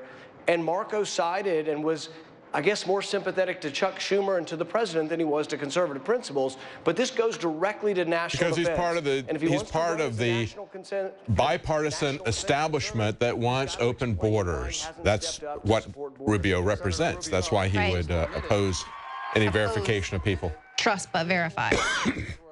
Because they messed up in how they used the actual database. They should have known. They didn't, because they didn't run the actual law as it exists now. It didn't work well. As far as the refugees are concerned, it's not that America doesn't want to accept refugees, Wolf. It's that we may not be able to, because this is an issue we have to be 100% right on. If we allow 9,999 Syrian refugees into the United States, and all of them are good people, but we allow one person in who's an ISIS killer, we just get one person wrong. We got a serious problem. And there is not a single person in the national defense apparatus of this country that can guarantee you we're going to be 100% right. And that's why, as president, I'll take this very seriously. Senator Paul, you didn't answer the question about the 2,000 Syrian refugees who are already here in the United States. Will you send them back or let them stay? What my bill would do would be only for refugees going forward. So I haven't taken a position on sending anyone home, but I have taken the position that we have a lot of problems here in our country, and that one of the things that we do, charity is about giving your own money. Charity isn't giving someone else's money. To put everyone on government housing and food stamps and bring them in from around the world, I think is a mistake. To give of your own money, I've given to my church. My church has helped people that came from Bosnia. That's a good thing. But we shouldn't have a program where we just say that we're going to take care of the world's refugees. Nobody in the Middle East is doing anything. Saudi Arabia, Qatar, Kuwait, all the Gulf nations are doing nothing. They need to step up and take refugees. We have another question. Yeah, got that right. We have another question from Facebook. Right. Let's listen. Yeah. My name is Carla Hernandez. I'm from the University of Texas at Austin. And my question is directed to all the candidates. If the Bible clearly states that we need to embrace those in need and not fear, how can we justify not accepting refugees? He just explained that, the difference between individual charity and a government program. Right. To the United States, including orphans under the age of 5. That's the thing, you want to come after people for not paying their taxes, but then you don't get angry with the government that steals your taxes and gives them away to willy-nilly to whoever they want. Safety, safety, safety. Stops with me in the That's discussion your safety, man. with the FBI director. Now, listen, I'm a former federal prosecutor. I know Jim Comey. We've worked together. He was the U.S. attorney in Manhattan when I was the U.S. attorney in New Jersey. Yeah, and when Jim Comey gets up before Congress and says, we cannot effectively vet these people, for me as president, that's the end of the conversation. We have to put America's security first. The American people... The bottom line is that the Bible does not say create a welfare system. Okay, the Bible says help people yourself. And that's precisely what Rand Paul was talking about. I thought that was such a good quote from Rand Paul, because that's something that everybody or so many people get wrong, because they want to force it upon you to give out of your own pocket. And it's not like somebody said, if you want to bring everybody in, send them to the White House, send them to your Chicago mansion, all this stuff. You take the initiative and show people how it's done. Don't force these issues onto other people that have nothing to do with your foreign policy that's bringing people here in the first place. Right. Yeah. Absolutely right. You don't practice charity with other people's money. You know, you do it yourself, and then that way you're going to find the people who really need it, and instead of letting people who don't need it come in and act as thieves. And that's the beauty of individual acts of charity. And they can't distinguish between charity and socialism. First and foremost. Holding a gun to somebody's head and say, you know, give this money to a third party, which gets sticky fingers. People in Ohio safe. And we've been very effective with our Joint Terrorism Task Force being able to make busts. In fact, we just made one 3-4 weeks ago against a person who was favorable to ISIS living in Akron. But let me tell you what's interesting about the administration. We had Central American minors that were placed in Ohio, and we never knew a thing about it. We didn't know where they were. And in fact, we know now that some of them, there is a case going on where some of them may have been human trafficked. So when the administration tells me we have a great vetting process. Some of them may have been part of a drug cartel.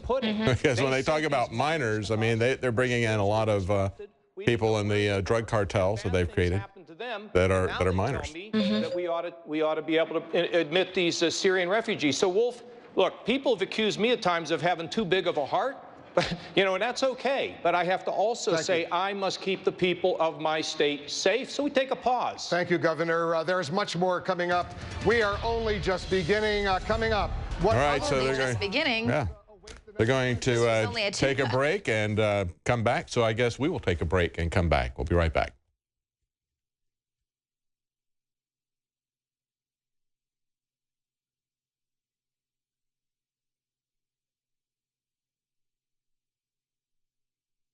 Brain Force is here.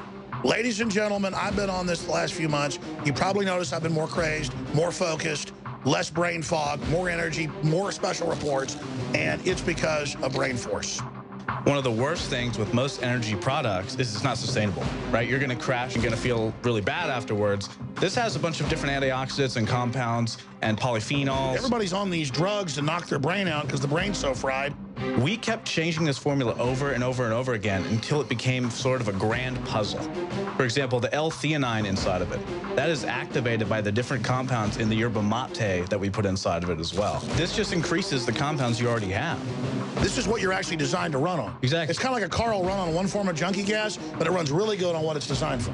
You will find Brain Force, Survival Shield X2, and other game-changing products at InfoWarsLife.com or call 888-253-3139. Introducing Secret 12, the new InfoWars Life vitamin B12 formulation. Most forms of vitamin B12 are highly processed and synthetic and could not be properly absorbed by the body. That's why for real results, so many are having to turn to painful B12 injections, which are known to have higher absorption rates. Now, InfoWarsLife.com is excited to announce that we can bring you our most bioactive, powerful form of B12 that has been developed with our exclusive perfected process. Secret 12 is a binary of nutramedical grade, bioavailable coenzyme forms of B12, methylcobalamin, the same kind used in B12 injections, and adenosylcobalamin. Secret 12 is simply taken by mouth, right on the tongue, and then swallowed. No needles, no injections. Don't take my word for it. Try it for yourself. Discover the secret. Secret 12. Secure your revolutionary Secret 12 formula right now at InfoWarsLife.com or call 888-253-3139.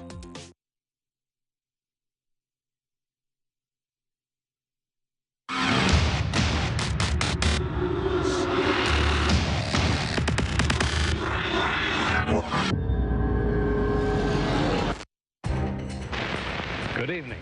The television and radio stations of the United States and their affiliated stations are proud to provide facilities for a discussion of issues in the current political campaign by the two major candidates for the presidency. The candidates need no introduction. At center stage, businessman Donald Trump.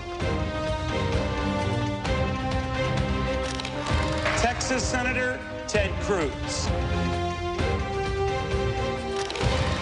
Neurosurgeon Dr. Ben Carson. Former Florida Governor Jeb Bush. Florida Senator Marco Rubio. Christie, come on out here.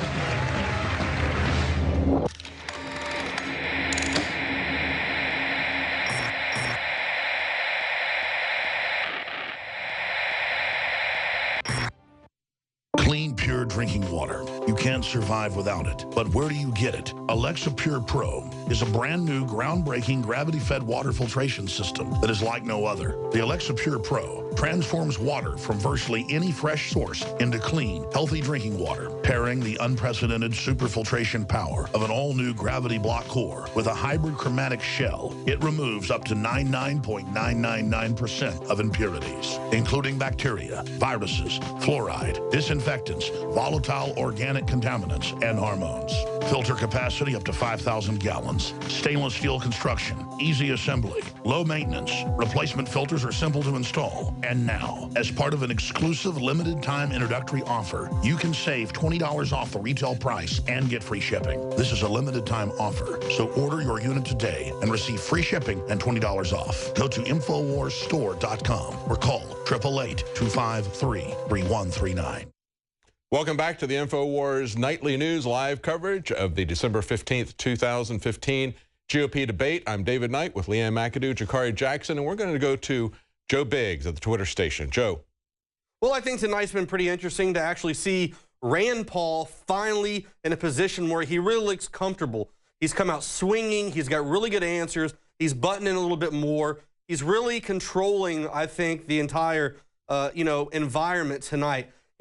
Trump is really not doing much at all. I think he's very lackluster. It's really boring. It seems like Donald Trump's really lost his tongue in this whole debate. I mean, as we've seen debate progress, debate after debate, it seems like he's just gone down as it comes with that attitude. He doesn't have that motivation like we've seen before. And what I've been looking for thus far is for Rand Paul to actually come out swinging. And he's done that. He's slapped Christie a few times. And it's looking really good for Rand Paul tonight, I believe. But I just got on the Drudge Report poll so far. They still have Trump in the lead. They've got Cruz behind that, and then they have Rand Paul. Yeah, I think I agree with you. I think Rand Paul's had an exceptional night tonight, especially staying on focus on the issues, especially the back and forth with Christie saying, are you serious? Are you seriously saying that you're going to shoot down a Russian plane and start World War III? I mean, he nailed him with that. But I do think that Trump had a good back and forth with Jeb Bush when he talked about 9/11, when he talked about, the fact that the Bushes sent the bin Laden family home. And then Jeb came back and said, that's why you're not a serious candidate, because you would question and expose stuff like that. You can't be a serious candidate and tell the truth. Now. That's right. That's right. I thought that was a we need to find out more about what Kasich's daughter thinks about politics. I'm really interested in what she's doing. As a matter of fact, he said he's really not interested in being in politics, so I think we should get Kasich's daughter up there to the podium real quick, fast, in a hurry with a box of Krispy Kreme donuts for Christie, and let's get this thing going. Yeah, and I don't see how Cruz could be in second place. He hasn't even really said that much tonight. Yeah, there's and we've got Ben Carson talking. There's all hands Carson right there. Yeah, he's talking about how we need to make Europe dependent on us for energy. I don't really understand what he's saying, because it's difficult enough to understand what Ben Carson is saying. But when I'm just looking at the subtitles, I mean, this is all over the place. So did any of you catch what he just said? Oh, no, I'm looking at the subtitles, Joe. All right, let's go back to the debate and see what, and pick up what they're saying here. Cyber warfare like they have never seen before. What exactly would that response look like? Well, what it would look like is we have one of the great advantages of America being the open society that we are. Here he is. He's going to threaten some people again, because that's what he does, He's a But thug. China every day is conducting business in a way that it hides things from their people. So if they want to come in and attack all the personnel records in the federal government, which they've done, and which they now have my Social Security number and my fingerprints, as well as maybe some other folks who are on this stage, the fact is they need to be fought back on. And what we need to do is go. Maybe you guys need to know what you're doing. How about that? What's that say about your incompetence? How can you protect our information? You can't protect yourself. You can't protect your own. People start to digest how corrupt the Chinese government is, how they steal from the Chinese people. Let the American people start to understand how incompetent the American government is and how belligerent the American government is. When I look at Christie, he's an odd mixture of incompetence and belligerence, isn't he? I mean, and how they emulate China's internet. They would like our internet style to be more like China. With a touch of Baron Harkonnen. Yeah, exactly, that's it. You need some open pus sores or something, They're coming, don't worry. Putin's incursions in the Middle East and in Eastern Europe, and has led to significant problems in the Middle East as well, and the death and murder of lots of folks. Governor Bush, what you just heard from Governor Christie, are you concerned that that could really escalate with China, that they would retaliate? And, for example, as the NSA has said, attack the U.S. and maybe its power grid, which the Chinese have the we can shoot down the Russians and we can destroy the Chinese internet, and they won't do anything. They're afraid of us because we're tough guys. Yeah. Using a private server where classified information goes by. This is a serious administration. The president receives an inspector general's report that the Office of Personnel Management could be hacked into. They had antiquated firewalls, 23 million files. have been are in the hands of course, we know they got all of Hillary Clinton's information because, as Christie just pointed out, they got all of the government's personnel records. So it's like even in their quote-unquote secure stations, they're not secure. Oh, yeah, so. absolutely. This type of attack. This is How could Hillary Clinton's homegrown server be more secure than the federal government? The only thing her server is secure from is the American people. Yeah. Everybody else knows what she's got on it. Second to none. We need to create a situation where they know that there will be adverse impacts if they continue to do what they're doing. They'll respect that. They'll respect the United States that is serious about quite frankly, we need to have a system where there's adverse consequences when our elected officials violate the Constitution and violate the law, because then they'll know we're serious about it, won't they? You know, we always talk about getting tough with China and Russia. Why don't we get tough with Washington? Why don't we tell them there's going to be some consequences when you come out here and you urinate on the Constitution constantly? Or we have a criminal like Hillary Clinton and being the front runner on the Democratic Party. That's insane. She needs to be in handcuffs and an orange suit. It's an executive order. It's a commander-in-chief decision. Here he is, Mr. Military. Well, first of all, I think we need somebody absolutely that we can trust, who's totally responsible, who really knows what he or she is doing, that is so powerful. Hugh Hewitt's tactic is he always likes to quiz you on the little details. You know, he comes in with a little esoteric detail. It's like, oh, did you dot all the I's and cross all the T's? Well, the guy's a if not, complete you're joke. incompetent. It's like, even as Trump pointed out, almost every question he's asked tonight is Mr. Trump this and Mr. Trump that. Yeah. And it was very important. He's a hack. But we have to be extremely vigilant and extremely careful when it comes to nuclear. Nuclear changes the whole ballgame. Frankly, I would have said, get out of Syria, get out. If we didn't have the power of weaponry today, the power is so massive that we can't just leave areas that 50 years ago or 75 years ago, we wouldn't care. It was hand-to-hand combat. The biggest problem this world has today is not President Obama with global warming, which is inconceivable. This is what he's saying. The biggest problem we have today is nuclear proliferation, and having some maniac, having some madman go out and get a nuclear weapon. That's, in my opinion, as we know, ISIS scientists working on chemical weapons. That our country faces Of the right three legs of the triad, though, do you have a priority? Because I want to go to Senator Rubio after that and I ask think him. to me, Let nuclear. me get you on some details here. Let me play the detail game again. That's just one Hugh leg Hewitt there, says. the tripod. I do. Well, first, let's explain to people home what the triad is. Maybe a lot of people. Let's talk about these details, you know, because the triad is our ability of the United Hugh Hewitt and Marco Rubio, we understand this. You know, so let's using missiles launched from silos or from the ground, and also from our nuclear subs, ability to attack. And it's important, all three of them are critical. It gives us the ability at deterrence. Now, some have become more critical than others, for example, the submarines. And that's the Ohio-class submarine that needs to be modernized. The air component also needs to be modernized. The B-52, as someone earlier pointed out, is an outdated model that was flown by the grandparents of people that are flying it now. And we need a serious modernization program as well on our silo-launched missiles. All three are critical for the defense. Thank you, Senator Rubio. Some of you on So we this need a new arms race. The bottom line, the military-industrial complex is just aching for new funding. And that's the thing, is that the biggest threat really is going to be a cyber attack or taking down our grid. They've already showed that they can't protect their own files there, and they're building these huge ships with nuclear warheads. I mean, it doesn't even, we'll be taken out like that. Cruz as your running mate. I did. So why would you be willing to put somebody who's a maniac one heartbeat away from the presidency? But I've gotten to know him over the last 3 or 4 days. He has a wonderful temperament. He's just fine. Don't worry about it. Okay.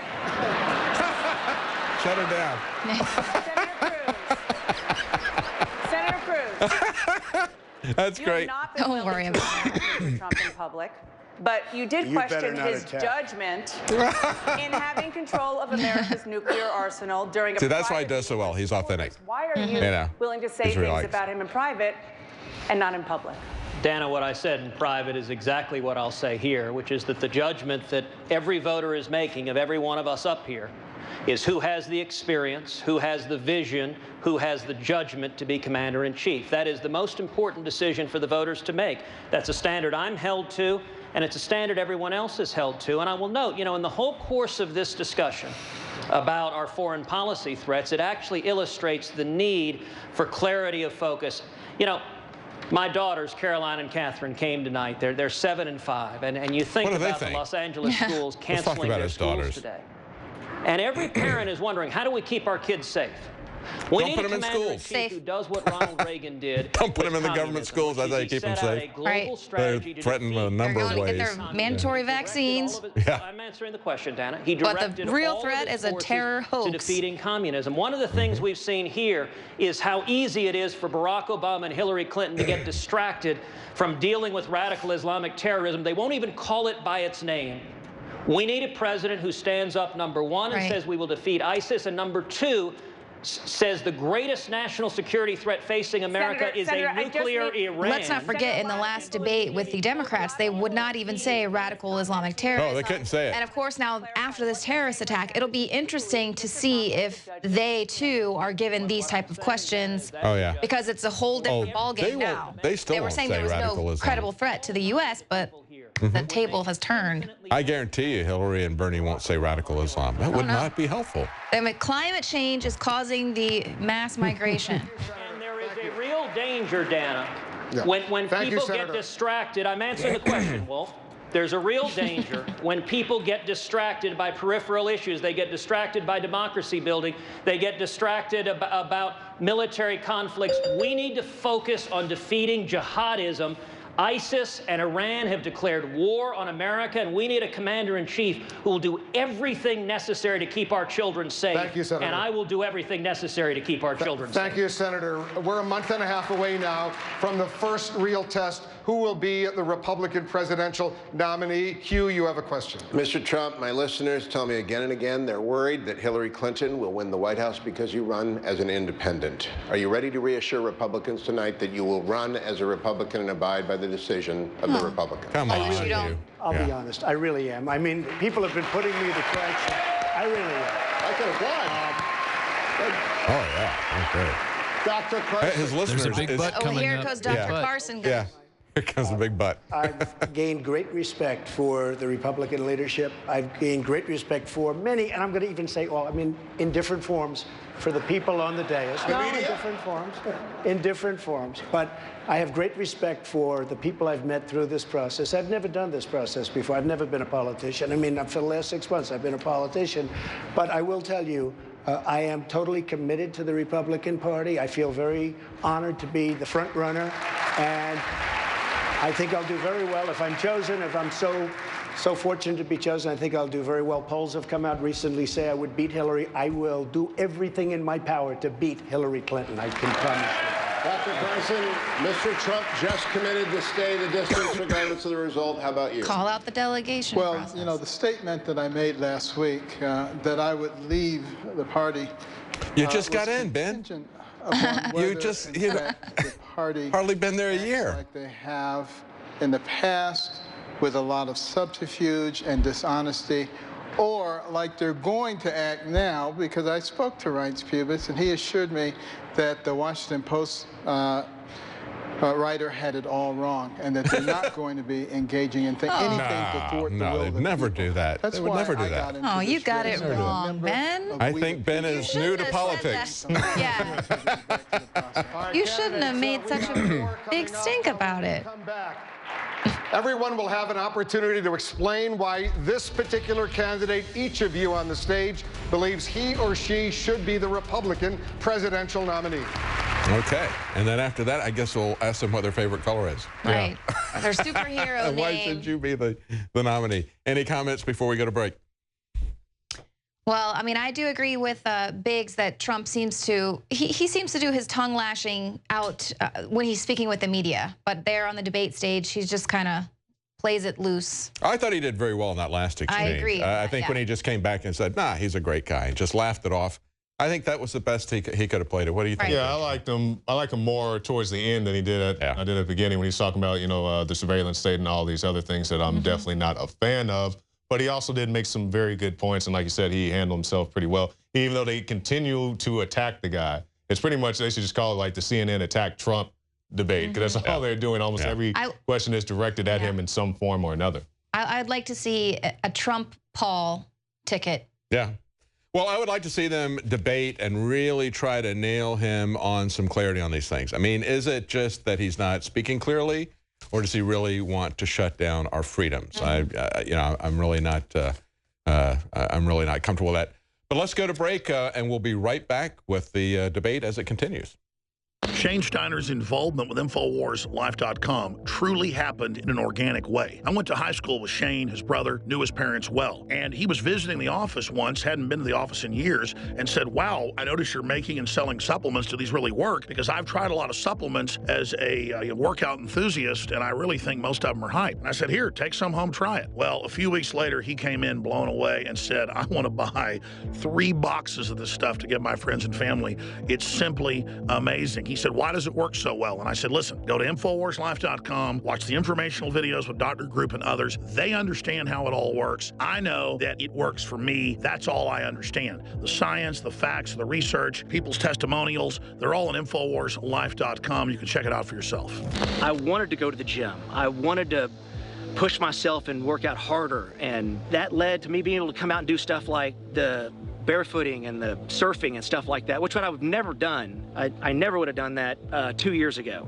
Shane has said over and over again, more than just libido and energy, it made him want to get into the gym more. It made him want to get in better shape. And believe me, the Steiners have amazing genetics. His brother is a world champion steer wrestler. His dad, Bobby Steiner, is a famous world champion bull rider. They've got natural genetics. But when you added this to the mix, in Shane's own words, it took him to the next level.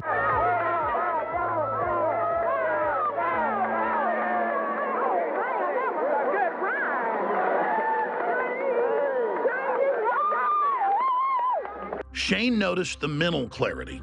Bobby was able to work out longer and gain muscle mass. He's already completely shredded. I gotta admit, for me, the biggest effect has been libido. Now, I've never claimed to have a body like some beach model, but back when I was 20, 22 years old and worked out every day, I looked great. But over the years, and being married, having 3 kids, and working 18 hours a day, I gained basically 100 pounds. And it's been a long process losing that weight in the last 4 years. But if you look at the photos and the videos of what I looked like 4 or 5 years ago versus today, the results are dramatic. I'd already cleaned up my diet. I was working out hard, but I'd only lost about 20 pounds. It was adding the other key ingredients from InfoWarsLife.com that helped me personally go to the next level and shed another 35 pounds. This has actually made me feel so good that here lately, about a year ago, I started training jiu-jitsu, and that kind of led to doing.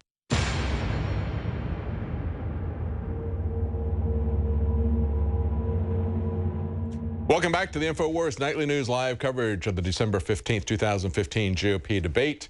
David Knight, Leanne McAdoo, Jakari Jackson. Are we going to go to Richard Reeves in Nevada? Yeah. Let's pull up with the debate. We've got them making some closing statements. Opportunity and its security. The people of Ohio are the people of America. The people of America are reflected in Ohio. Our message has to be big and bold and positive and connect, not just with people's heads. All right, let's go to Richard Reeves. We missed Rand Paul's statement there. We're on commercial break. Let's go to Richard Reeves in Las Vegas. Richard.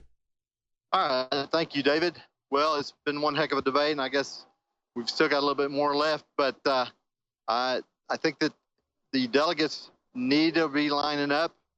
We need to make sure that the GOP establishment, although, you know, I think maybe Trump and Carson had a little bit of peacemaking session with the GOP, and maybe sooner or later they'll realize that this is just part of the way to getting our country back. Because we were just told, Richard. I guess you heard the debate, and they asked Carson that, and he said, "Well, I've been reassured by Reince Priebus that they're going to play fair this time." You believe that? Right. Well, they certainly shined a light on it.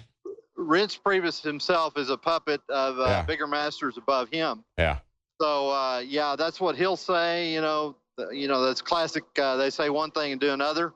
Yeah, I think if Ben Carson believes that, we know that he truly is a neophyte, right?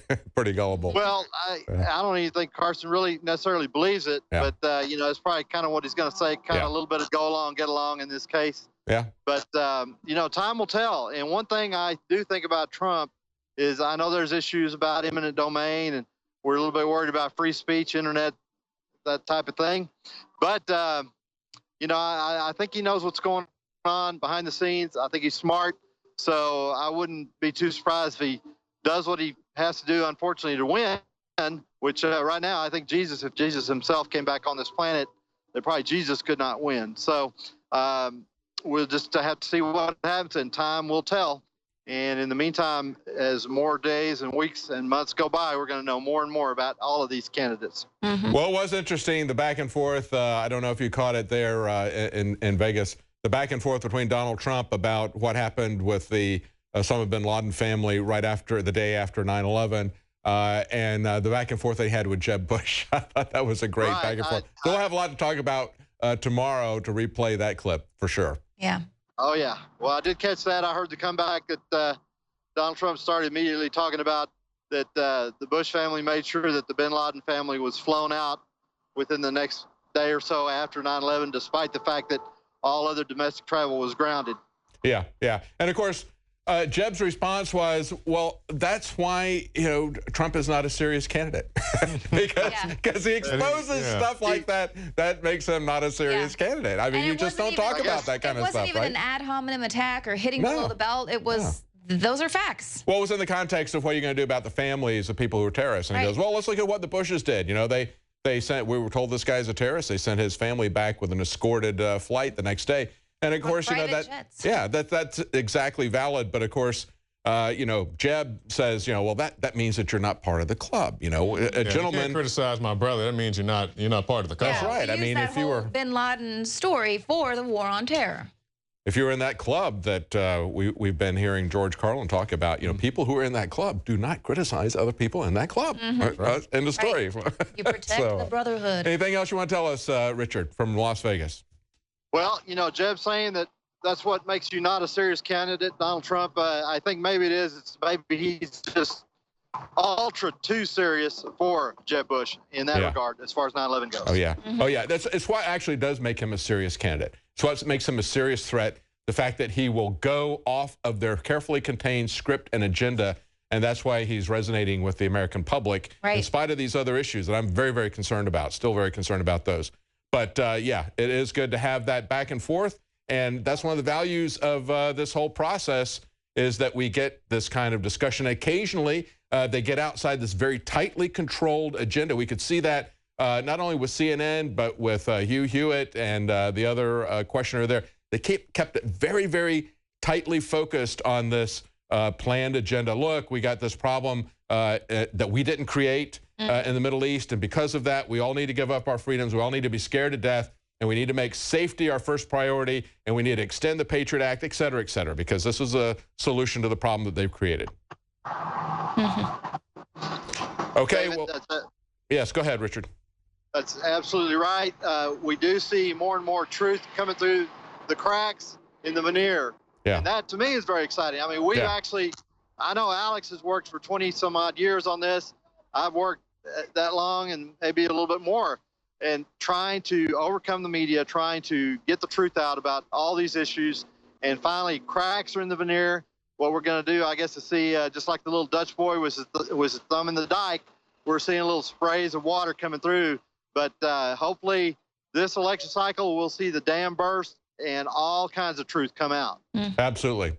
Well, thank you very much, Richard. And we'll be coming back to you as you travel to Iowa as well as to New Hampshire. That's going to be some very interesting reporting. I think you're going to be able to get very close to these candidates in those venues. Thank y'all over there in Austin. Thank you. All right. Thanks.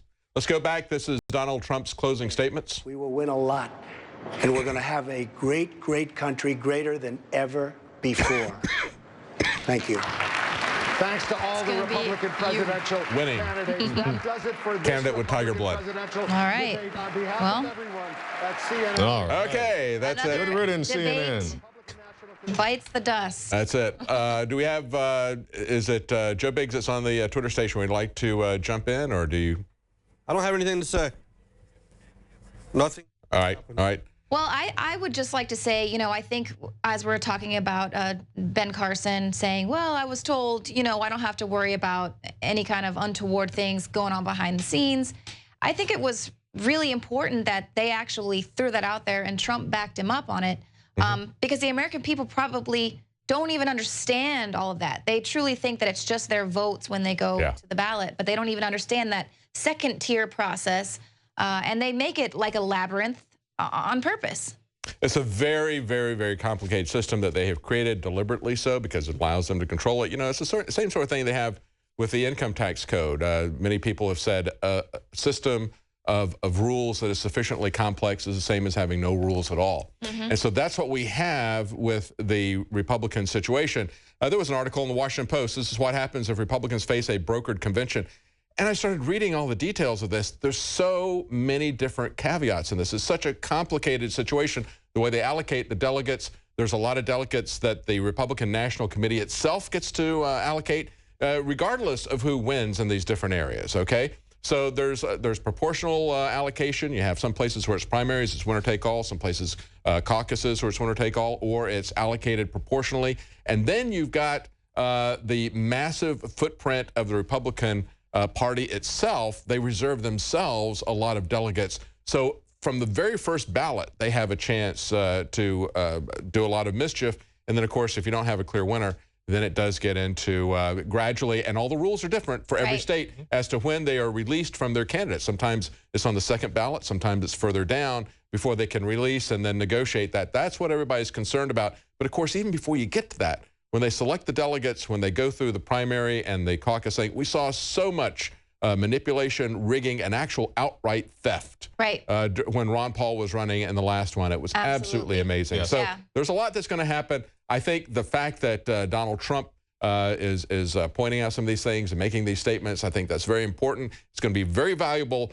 The American people and we in the press, at least at InfoWars, we are going to be watching this very closely. We're going to be reporting on it in great detail. If they try to game this system, we are going to be on top of this. We're not going to let that happen. We need to shine the light of truth on this whole process, expose it for what it is, and they need to know that if they try any of this stuff, and I don't care which candidates we're talking about, we need to get to the point where we understand how this system has been corrupted so that we can take it back and make it honest. And that you're only going to hear about that process here at InfoWars. You don't see this on the mainstream media. They don't tell you about how to make the system work, how to make your vote count, how to be, you know, a full American citizen here. And believe me, I know, you know, several Muslim people that are here from Iraq, Iran. They are so involved in politics. They really care about this process being here. And so obviously, you know, if we're going to see a lot of people coming in this country that aren't citizens here, are you know, born with that sort of American exceptionalism or whatever, they're really concerned, and they're going to make sure their vote counts. They're going to get the delegates there to make sure they've got bodies in the building. And I just want to jump in here, guys, and say none of these guys are going to keep us safe. That's right. That's not their responsibility. That's not their job. And there's nowhere in their presidential address that says, we're going to keep you safe. Right. It doesn't exist. It's a total lie. It just doesn't happen. Well, just look at the police. They've been sued numerous times. And of course, I've said numerous times, the police have no responsibility to keep you safe. They are there to enforce their own policy. And that's what these people are doing. They are not going to keep you safe. You give up your freedom, you're not going to be safe. Yeah, I mean, I expect to go home tonight and see Jeb Bush at my door. In New York. Keeping me safe. Where a guy was in a subway train and a door separating him between an officer. He's being stabbed with a knife, and the officer didn't respond and help the guy. And then when they asked the officer later, he was like, it's not my job to keep you safe. But like dude said, maybe Jeb Bush would be there at his house with a shotgun, making sure nobody comes and breaks in. Right. Well, I wish we would see some candidates out there who would say, look, I understand that the first job of government is to respect your rights. That's why we created the government. That's what the Declaration of Independence says. The founders of this country fought the most powerful nation on earth. They weren't concerned about safety. They were concerned about their liberty. Let's go to Joe Biggs and the Twitter station. Joe, your comments on tonight's debate. Well, it's amazing that Rand Paul opens up talking about the Bill of Rights, the Constitution, how we need to protect that. We need to remember that that's what we as Americans are based off of. Yes. I think it's a little cause for concern that we have Chris Christie still allowed, or sorry, Chris Krispy Kreme allowed to be in these debates when he is pushing for essentially World War III by saying that he would shoot down a Russian plane. And then you have Marco Rubio, who is really just a front runner above Lindsey Graham. I think both of those guys and Senator McCain would love to all team up together. Those guys are just a fun little bunch. You know, Donald Trump, like I said, has, I believe, starting to go downhill as far as momentum, as far as jumping in there. He's basically using his celebrity now to be able to stay in the top of the polls. You know, my belief as far as tonight, that Rand Paul clearly won this debate. He came out swinging. He stuck with his guns. That's the person that I believe he could have always been. And I wish he would have done that this entire time throughout these last few debates. Hopefully it's not too late for him to actually get in there and get that nomination. Well, you know, Trump's thing has never really been to stand out in the debates. His position has always been to play it kind of safe and defensive in the debates. Where he comes on the offense is, you know, with the media the rest of the time. And he knows that's what's going to get legs. Exactly. He knows how to get attention outside the debates. So he just needs to break even in these debates. He knows that everybody's going to be coming after him. So he kind of lays back. They need to dump Carson. They need to dump Kasich, and they need to dump Christie. And we need to get it down to the rest of the guys in Fiorina. And they need to get it down to those last. We need to have Trump.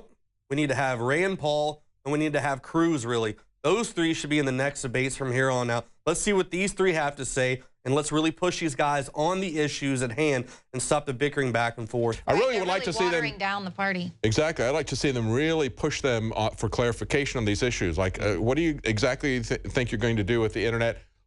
You're open to taking people's guns if the government puts them on a secret list? Explain to me where the government has the authority to put people on a secret list to start with, and then to attach penalties to that. So there needs to be some discussion of some real substantive issues.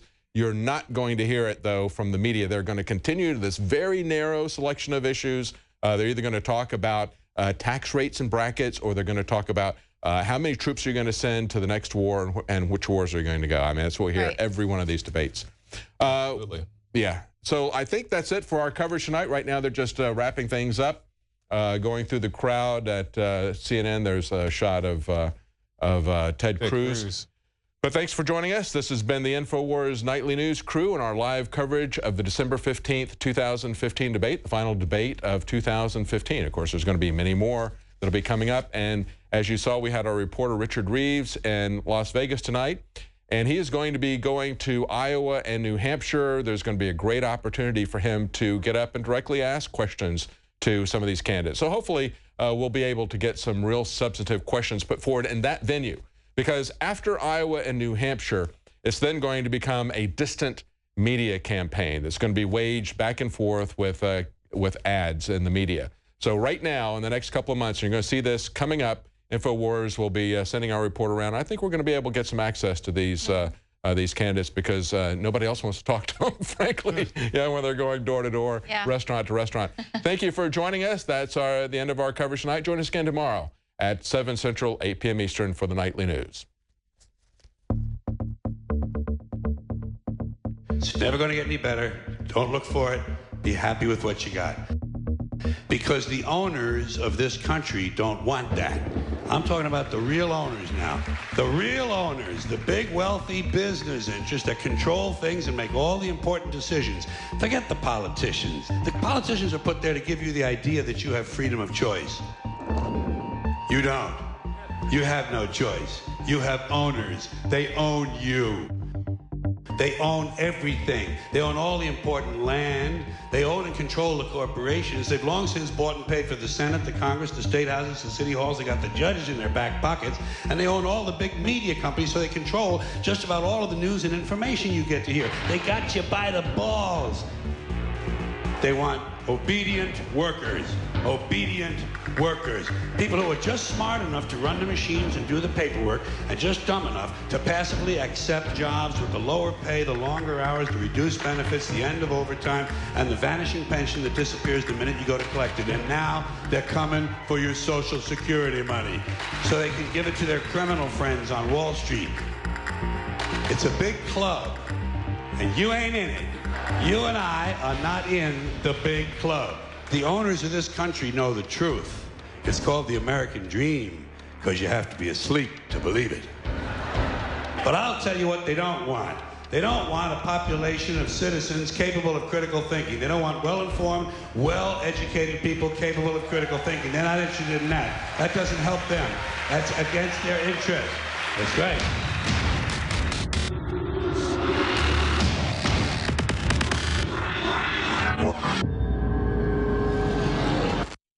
You are watching the InfoWars Nightly News, which airs 7 p.m. Central at InfoWarsNews.com. And your support is helping us defend liberty worldwide.